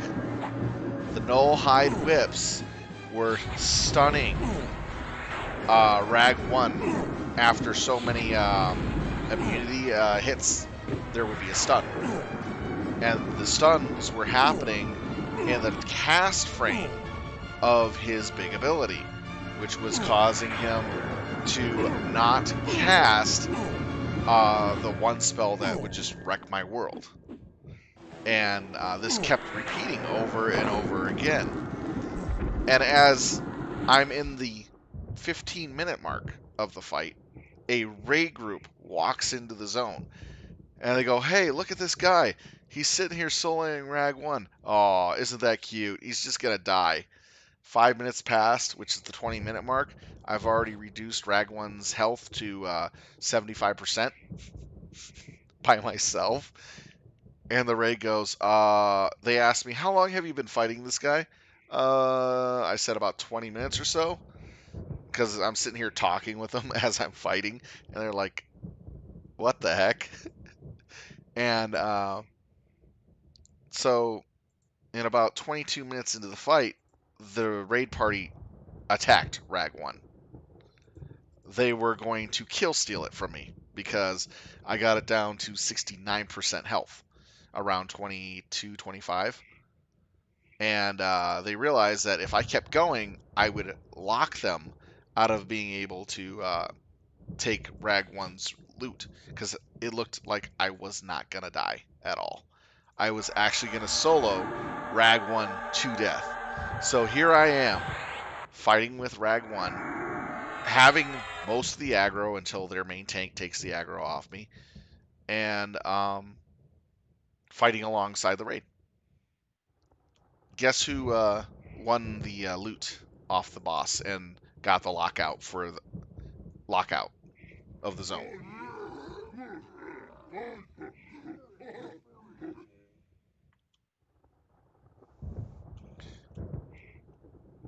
So I honestly did not expect that I would actually beat the raid out of damage. So I got the lockout on the zone myself. The raid got booted out of the zone, and I got all the loot. But here, it doesn't end there. The entire raid was so angry that they could not kill steal from me. And I got all the loot that they called a GM. A GM came within 5 minutes, and then pulled me off to the side, and I explained to him what happened, what I realized, and I told him, look, I went into the fight just kind of honestly messing around, seeing whether or not I could fight Rag 1 and get away with, lasting against him for a while. And it was around this point mark that I realized that the Nullhide Whips were literally stun locking Rag 1 and preventing him from casting his, major ability. And that's what allowed me to survive the fight. And I explained everything to the GM. And he goes, okay. And he said, congratulations on the lockout and the loot. You beat the raid party by 1%. He told me the percentage of what I beat him out by.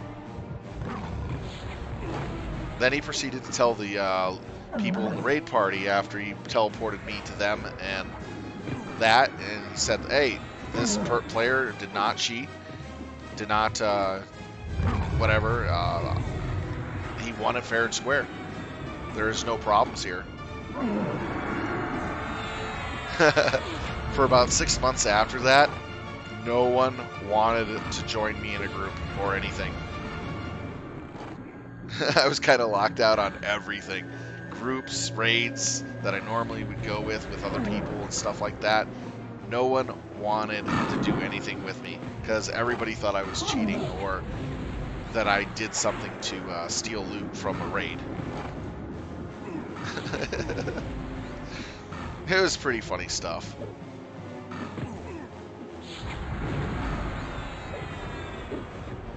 But that was the craziest thing that ever happened for my Beastlord. Although I was told not to do it again, and that not to tell anyone about the exploit. And I didn't get banned. I didn't get punished or penalized. They thanked me for finding the bug, and that was it.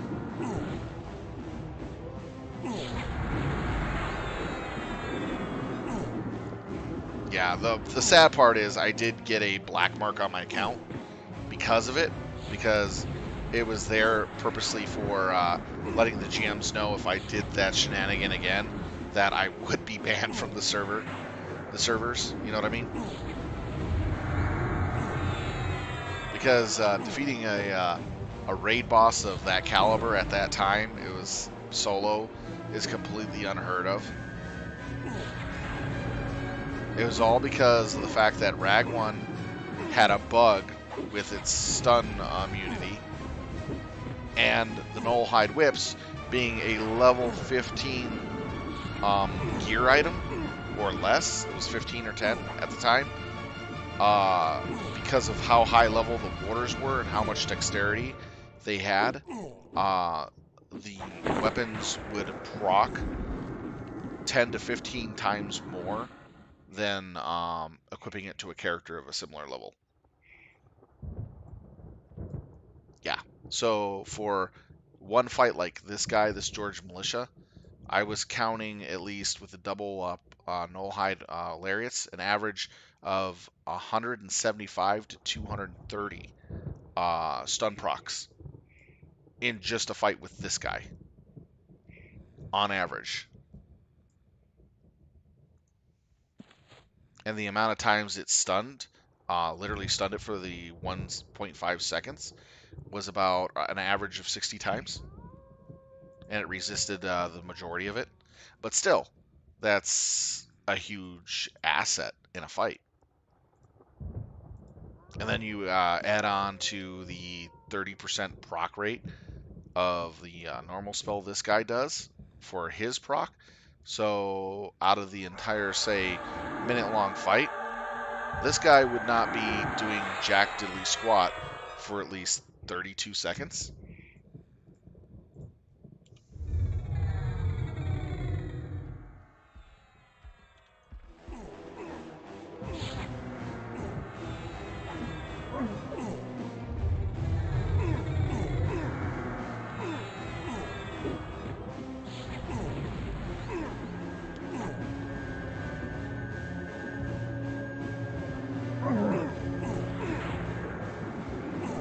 But I mean, that was fun though. And it's kind of a shame that they actually level restricted the Nullhide Whips now, so it doesn't work on certain mobs at a certain level.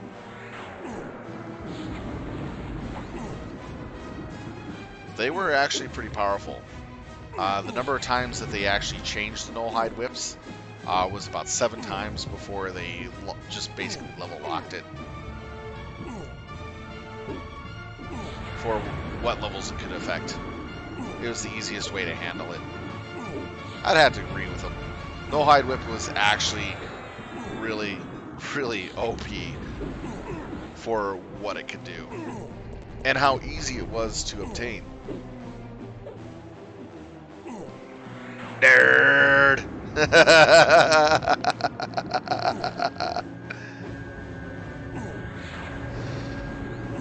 No, it actually, the devs knew about the null-hide whip being a little OP well before that incident. That was because of the fact that everybody and their grandma was going after him at the time, and they would hoard him. That was for even mages, but it was the Beastlords that were actually taking more advantage of it.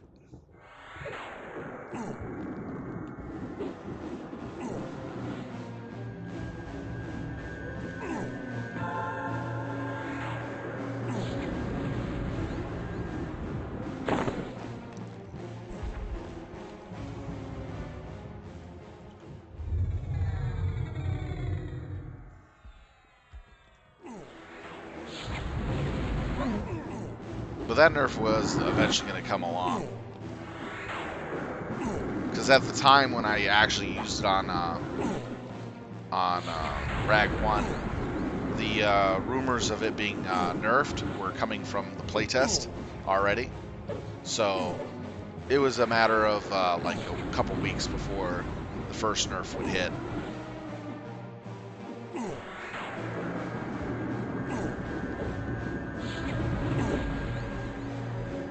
But man, one of the things about the whip too is it was notorious on PvP servers, and everybody complained about it on the PvP servers.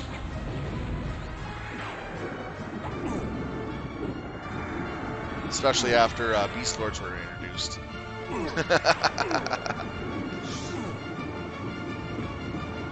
Because it seemed that the Beastlord pets proc it more often than the mage pets do, or the skeletal pets off of the SK or the necromancer. They actually did a phasing test of it, and it actually confirmed that the Beastlord pet did, because of the fact that you could buff the dexterity of the pet with the shaman buffs as well. And that's where it gave it the edge.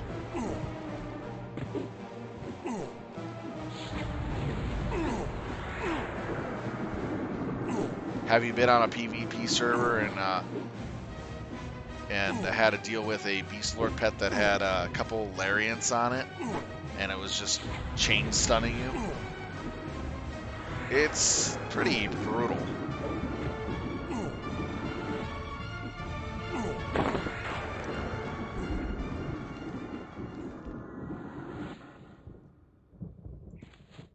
I've been a victim of that a few times myself on the PvP servers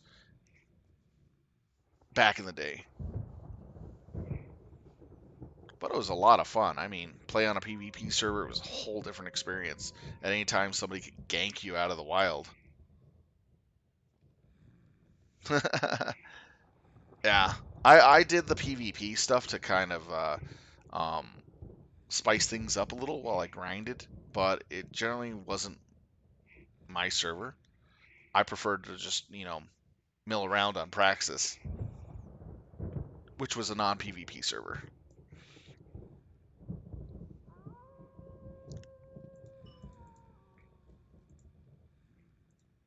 Oh, I better start rebuffing.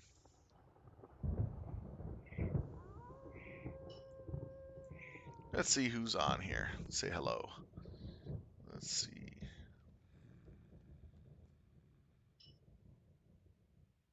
Sincerely, Brittany, thank you for the watch. Thunder Corey, thank you for the watch as well.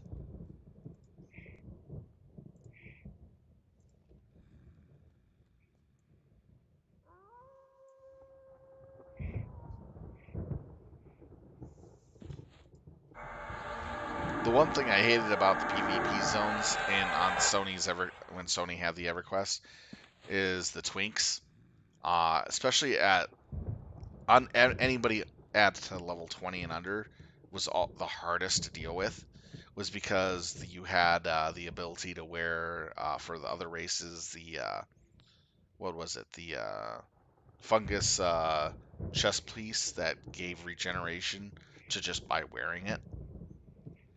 Oh, that was those people who had that. That was so hard to deal with as a non-twink character leveling up in a PvP environment. The regeneration on the BP kind of outclassed the damage the character could do, but if the character and warder were on the same target, then you could actually outdamage um, the healing and do damage to him directly. But it was a really long fight. And one of these guys that I fought against was a rogue who was I think it was level 17 rogue, and I was level 12 on my Ishkar Beastlord because I want to try to Ishkar on a PvP server because the bonuses actually reflected better there for that type of environment. And this guy came at me constantly every time I went out to grind for levels and do quests. He kept coming after me. I kept ducking to the guards. He couldn't kill me. I couldn't kill him. We went at it for like 4.5 hours back and forth. Sometimes I would die, but most of the time I would get away and just laugh at the guy and taunt him, which he kind of got really annoyed with. So eventually I did kill him, and he tried running away, and I caught him in the middle of it, and he just had no exits to use, so to speak. And then I went to loot whatever item I could off his body, and I noticed that 90% of what he was wearing was no trade, cannot, take off their body and use it yourself because it was bind to character and it was set to character. So it kind of sucked. So I took his turtle helm, which was like 36 armor or something like that, and put it on my own character. And boy, did he ever go nuts trying to get that back. He spent 3 days hunting me down to get that back. It was a lot of fun.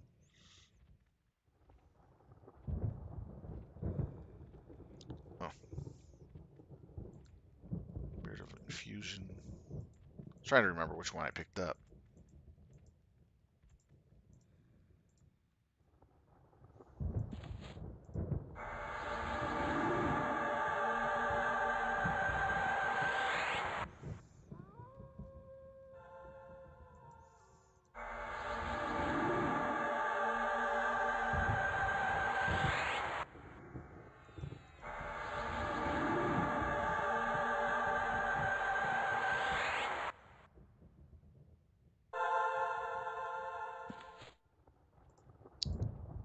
And overall, I have a lot of fond memories of my days playing in EverQuest in the old days.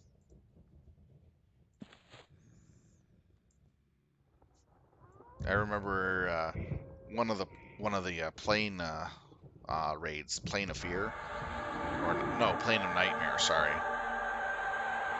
we were just at the very end of it, the last mob group to pull before you get to the very last boss, and our enchanters fired off their shots, and all three of them couldn't mesmerize a good portion of the group.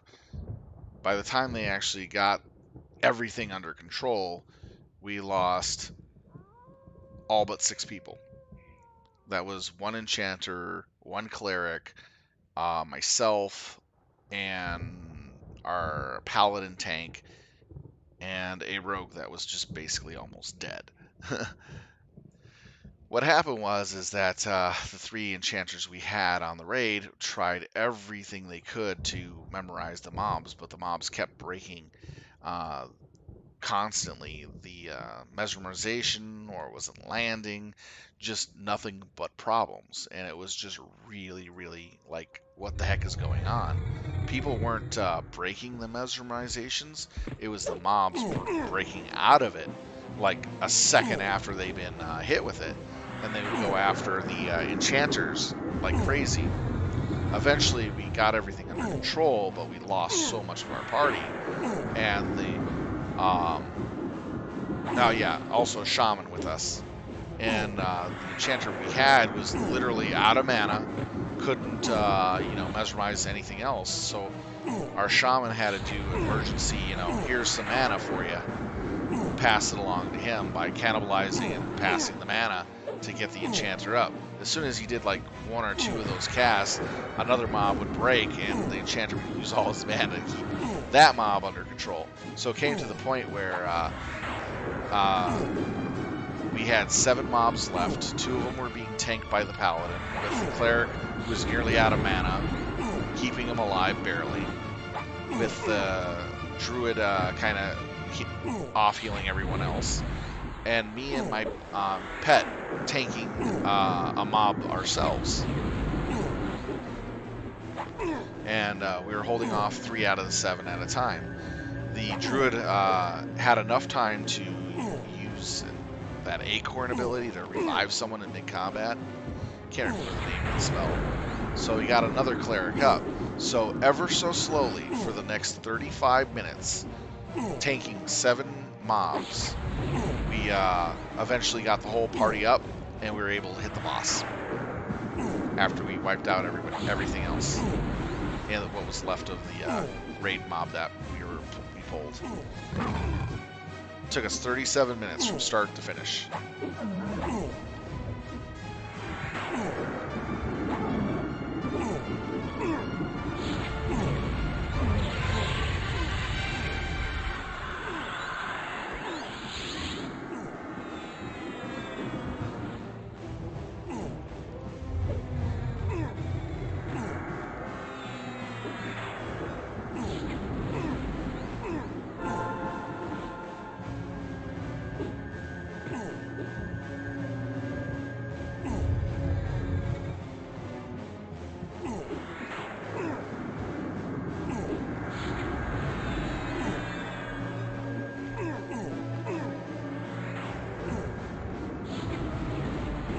Where are we at?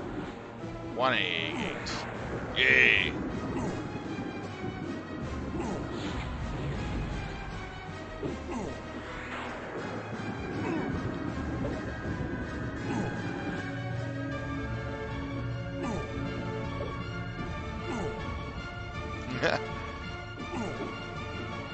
Well, if you make a character, I'll pass you any. If you make a character here, let me know on the server, and I'll pass you any loot I might have available or find that'll help with your class.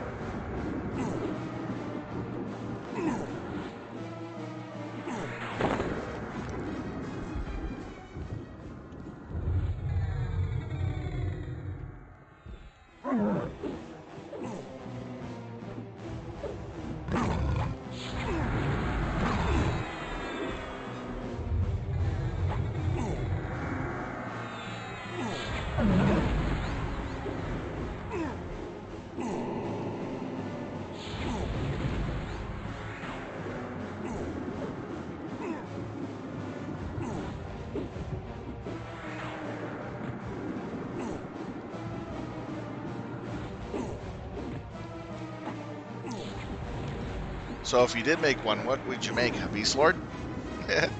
2 Beastlords killing stuff is pretty insane.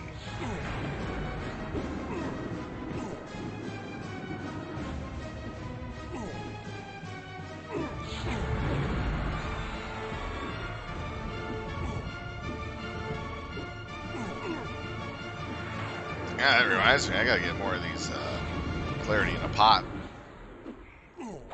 Of course. Well, if you do decide to make a character here, I do have, just picked it up just recently. Let's see here. Got this for you here. And let's see what else here.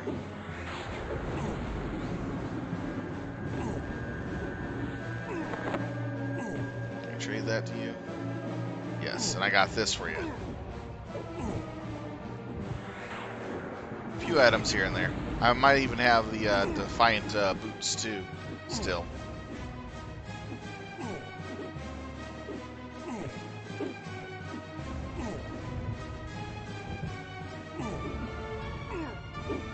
The hardest part is actually getting Beastlord weapons.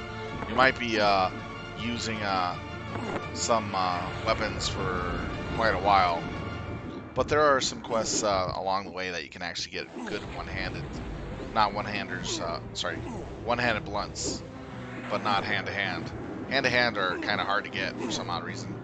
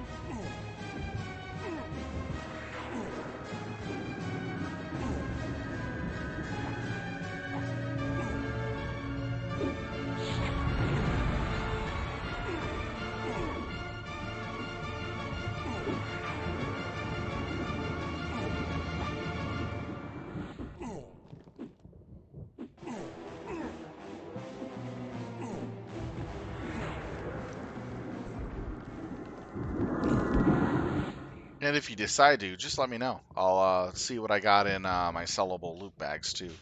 See if there's anything usable for you that you might want.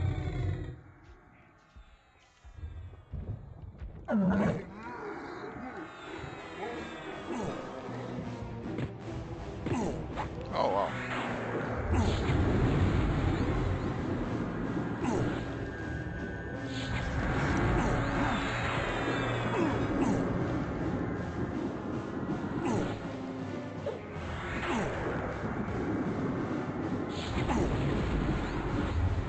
Not at all.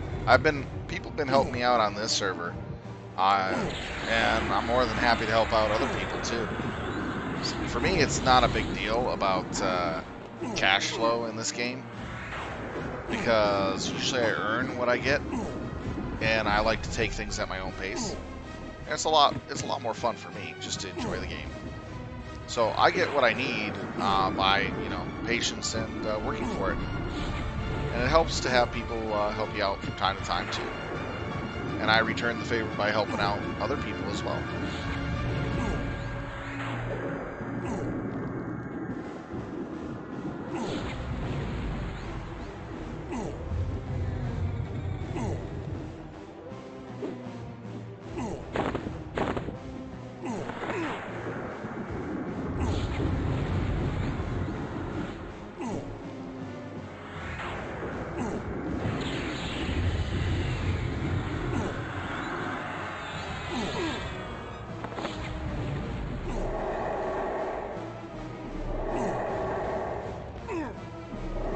such a fun wand.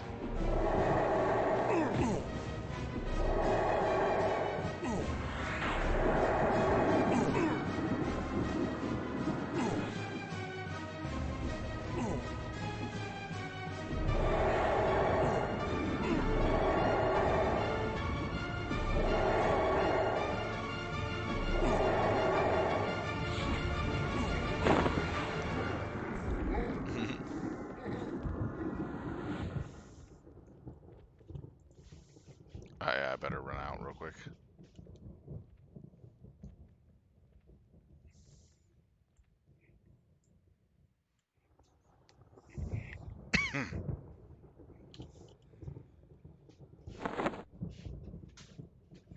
Another Defiant item. Been getting a few of these every now and then from my runs.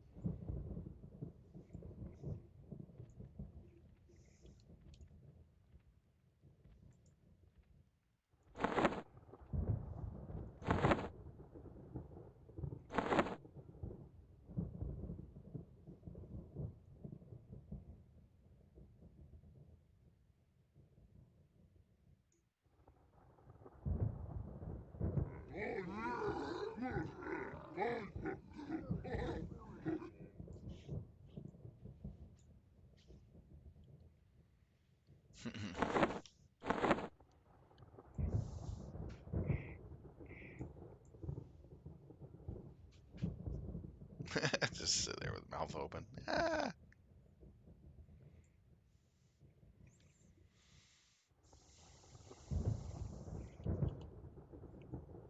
I'll get my second AA point here. Then head over to Plane of Knowledge and see what I have.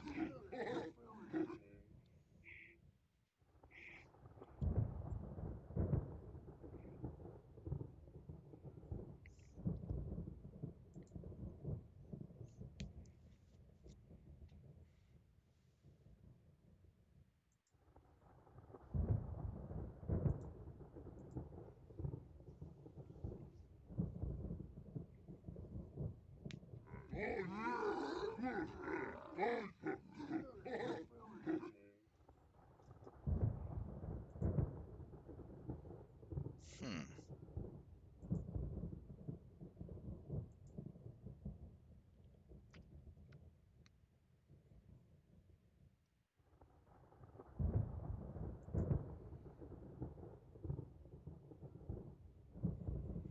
Oh, this is the one I was looking at. Innate Fury.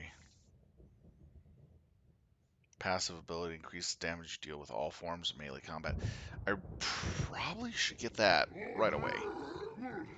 But I'm already at 9 on that. Alright. Definitely we need to get more of that.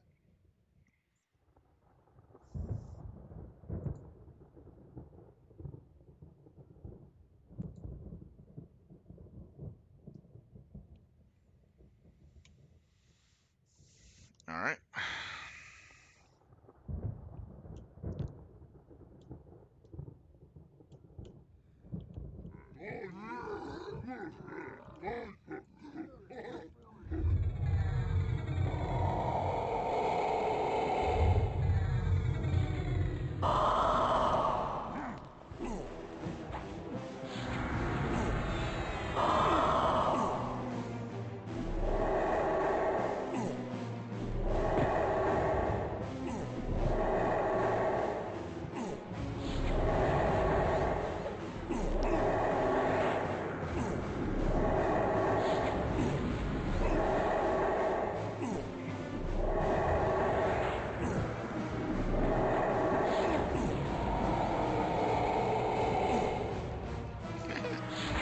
Love that flip ability.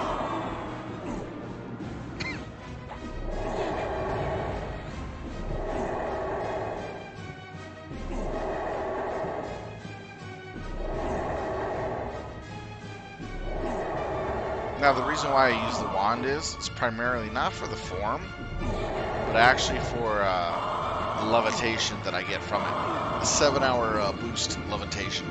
It's actually really worth it to have the wand.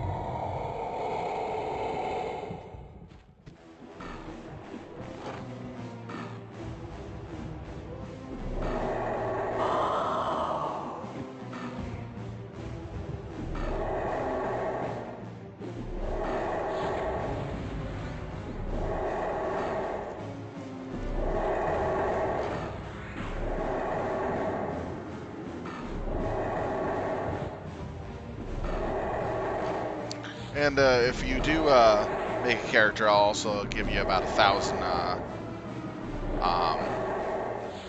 what is it, platinum, for that way you can get your spells and some small items to help you out at start.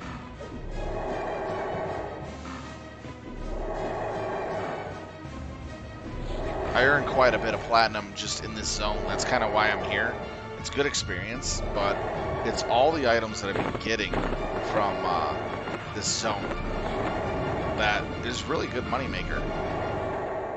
A couple days here and some good cash flow.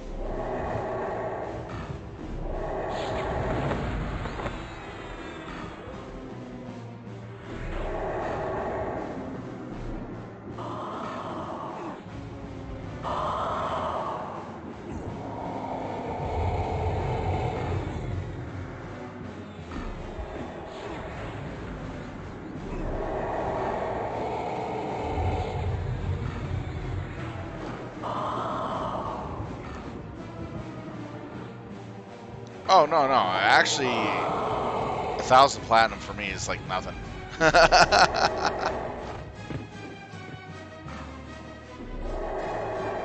I've already got almost all the gear. I've already got all the gear I need for where I'm at right now.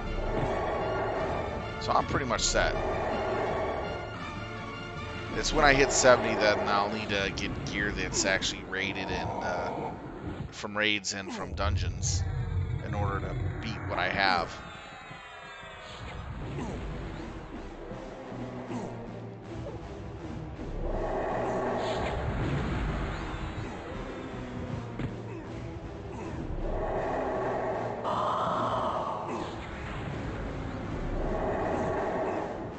When I first came on the server and I started off with this Beastlord, I was level 15 and I was in Crescent Reach, just running around. Some level 75 came up to me and said, "Here, take this," and he gave me 500 platinum. That 500 platinum lasted me all the way to 32. That was including getting some magical items here and there, and mainly used it on my spells. So I was pretty grateful about that.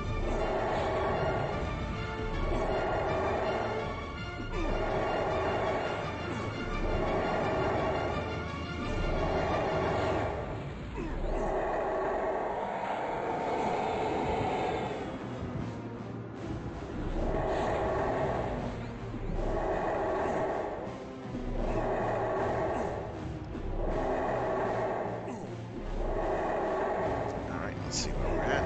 64%. 273. About 10%. Not bad.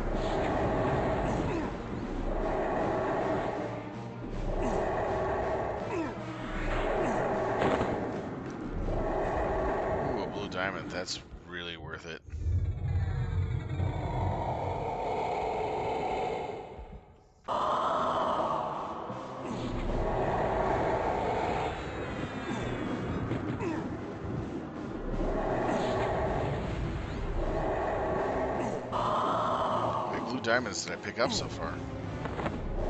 5. Nice. It's 290 platinum, I think, for each.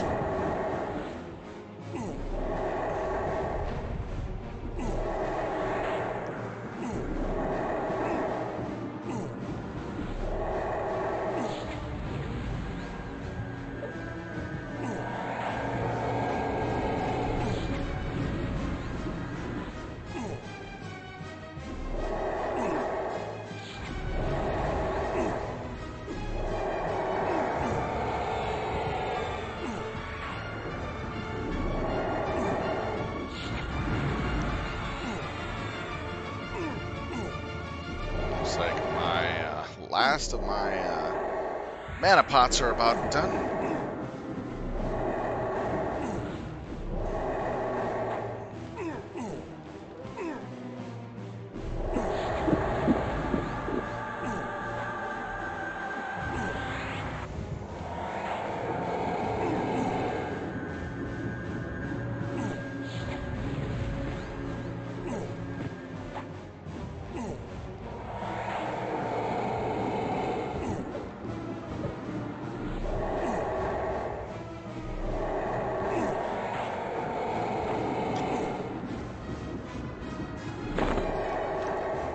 So one more kill.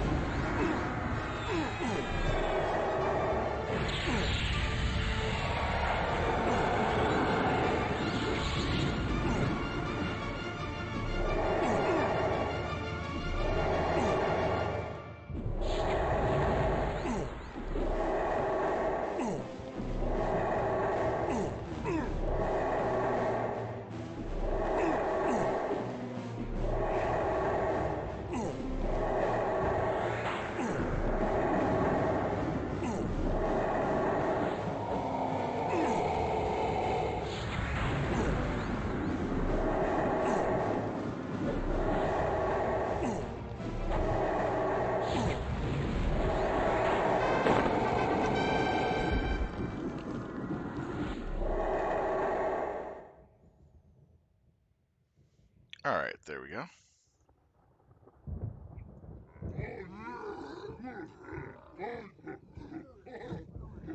Fellowship, what's that?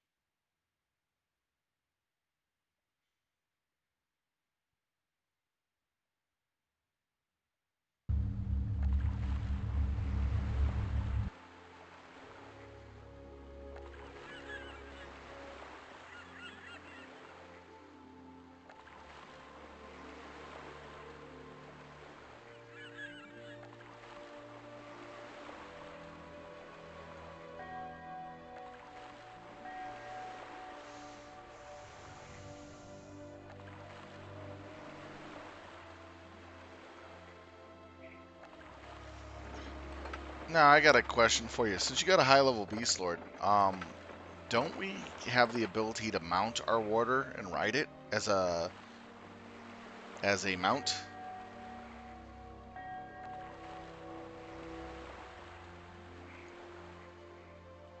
I forget if we have that ability.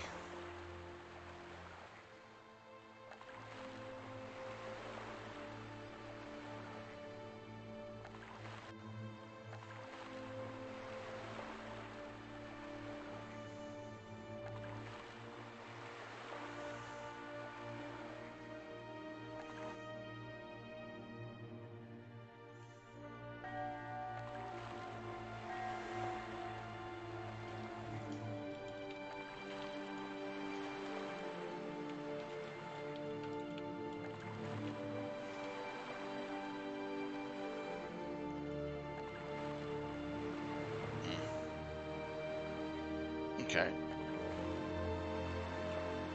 No, it's ports. Oh, they're there. Alright, I'm heading back to Plane of Knowledge right now to take a look at what I got available here. Do you want me to go ahead and parcel it to you?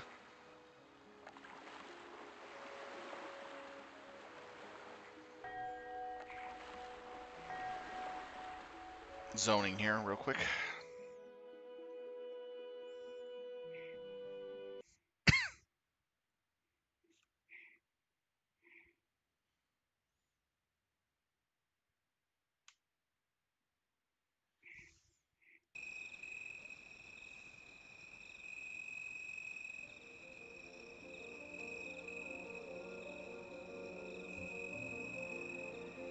Yep, I'm heading to the bank right now.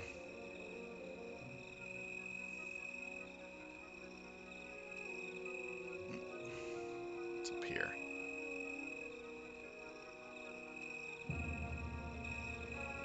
Yeah, I'm right now on the Plane of Knowledge at that bank. It's pretty quick. The reason why I was coming to the bank here is because I needed to check what I got.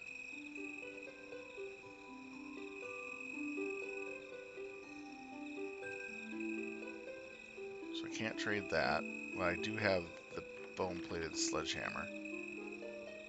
So I can give you that. Let's see here.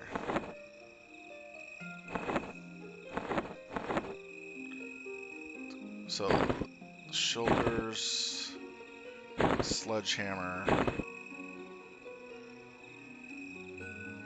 Can't trade that, unfortunately. Let's see.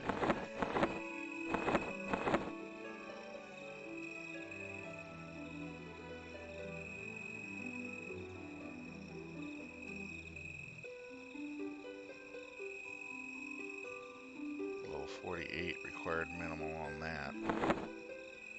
What's that one required at? 48. So it's either way, it's the same thing.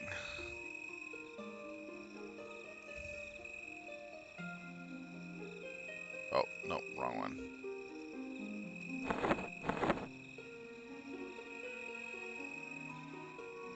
That's no trade. Okay. Picked the wrong one, that's why. There we go. That is level 60, so you would need...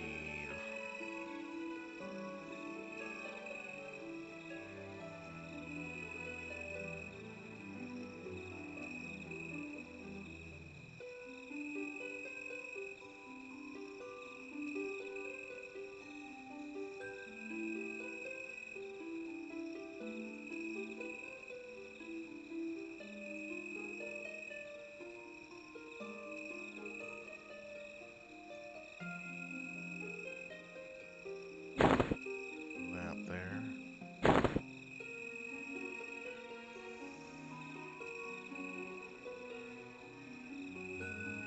Yep. Alright, now I got a question for you. Are you going to train one-handed piercing by chance? Or are you just going to go with one-handed blunt and hand-to-hand?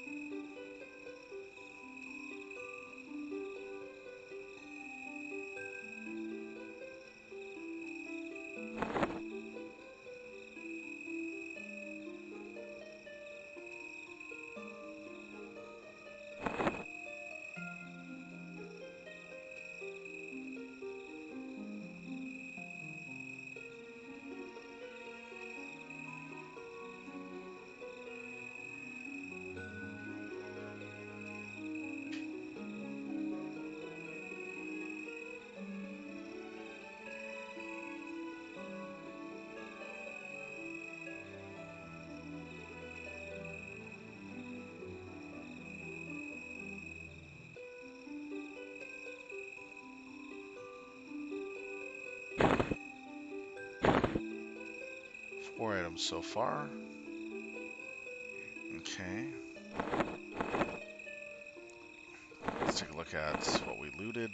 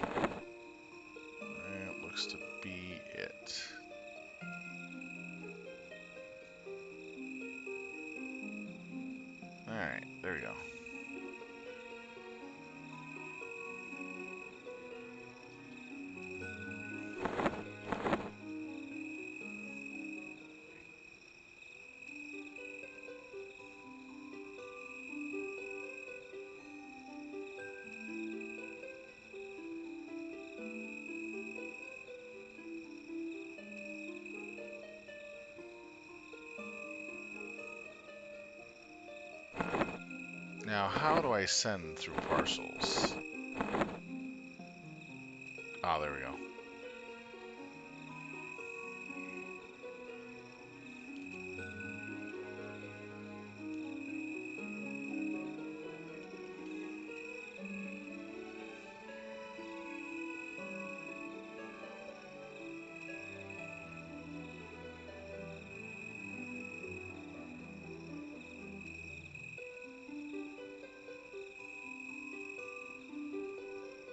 Alright, there you go. Everything that I could give you that's useful that I had in my bags for selling and for vendor loot.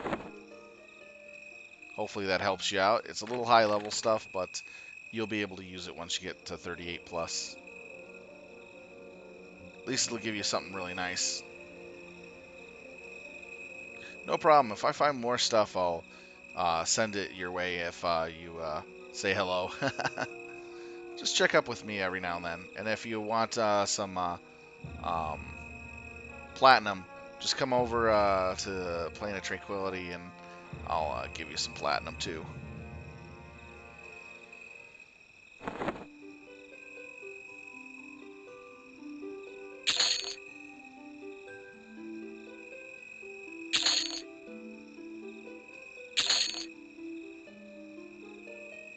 Yeah, you can definitely grow into it. There's a lot there. Oh,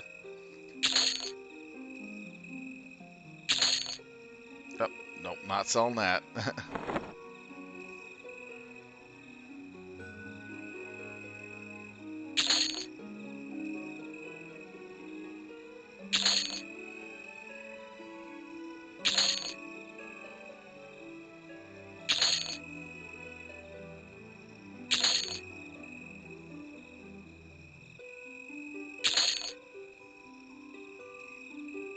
Okay, and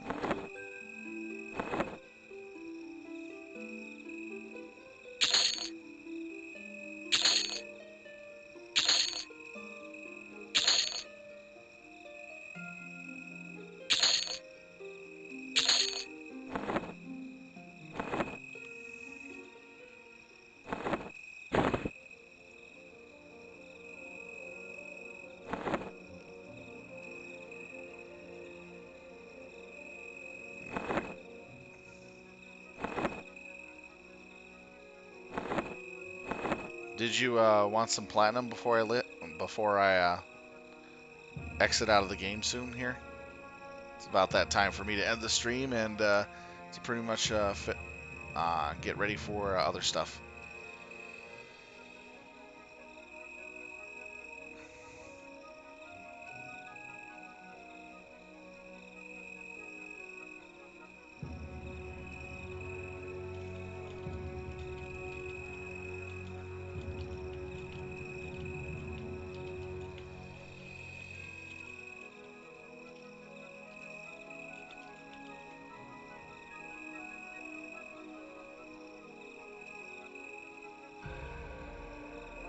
Alright.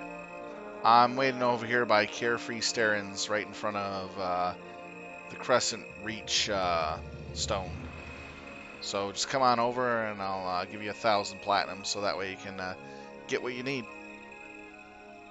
We'll go ahead and do that off stream for you. Anyways, I want to thank everybody for watching us play some EverQuest this evening. It was a lot of fun entertaining you. I want to thank you all for taking the time to watch. It helps out with me getting to partner status. If you like what you see, please follow. All those follows do help in the long run. And if you want to support the channel, feel free to donate or subscribe.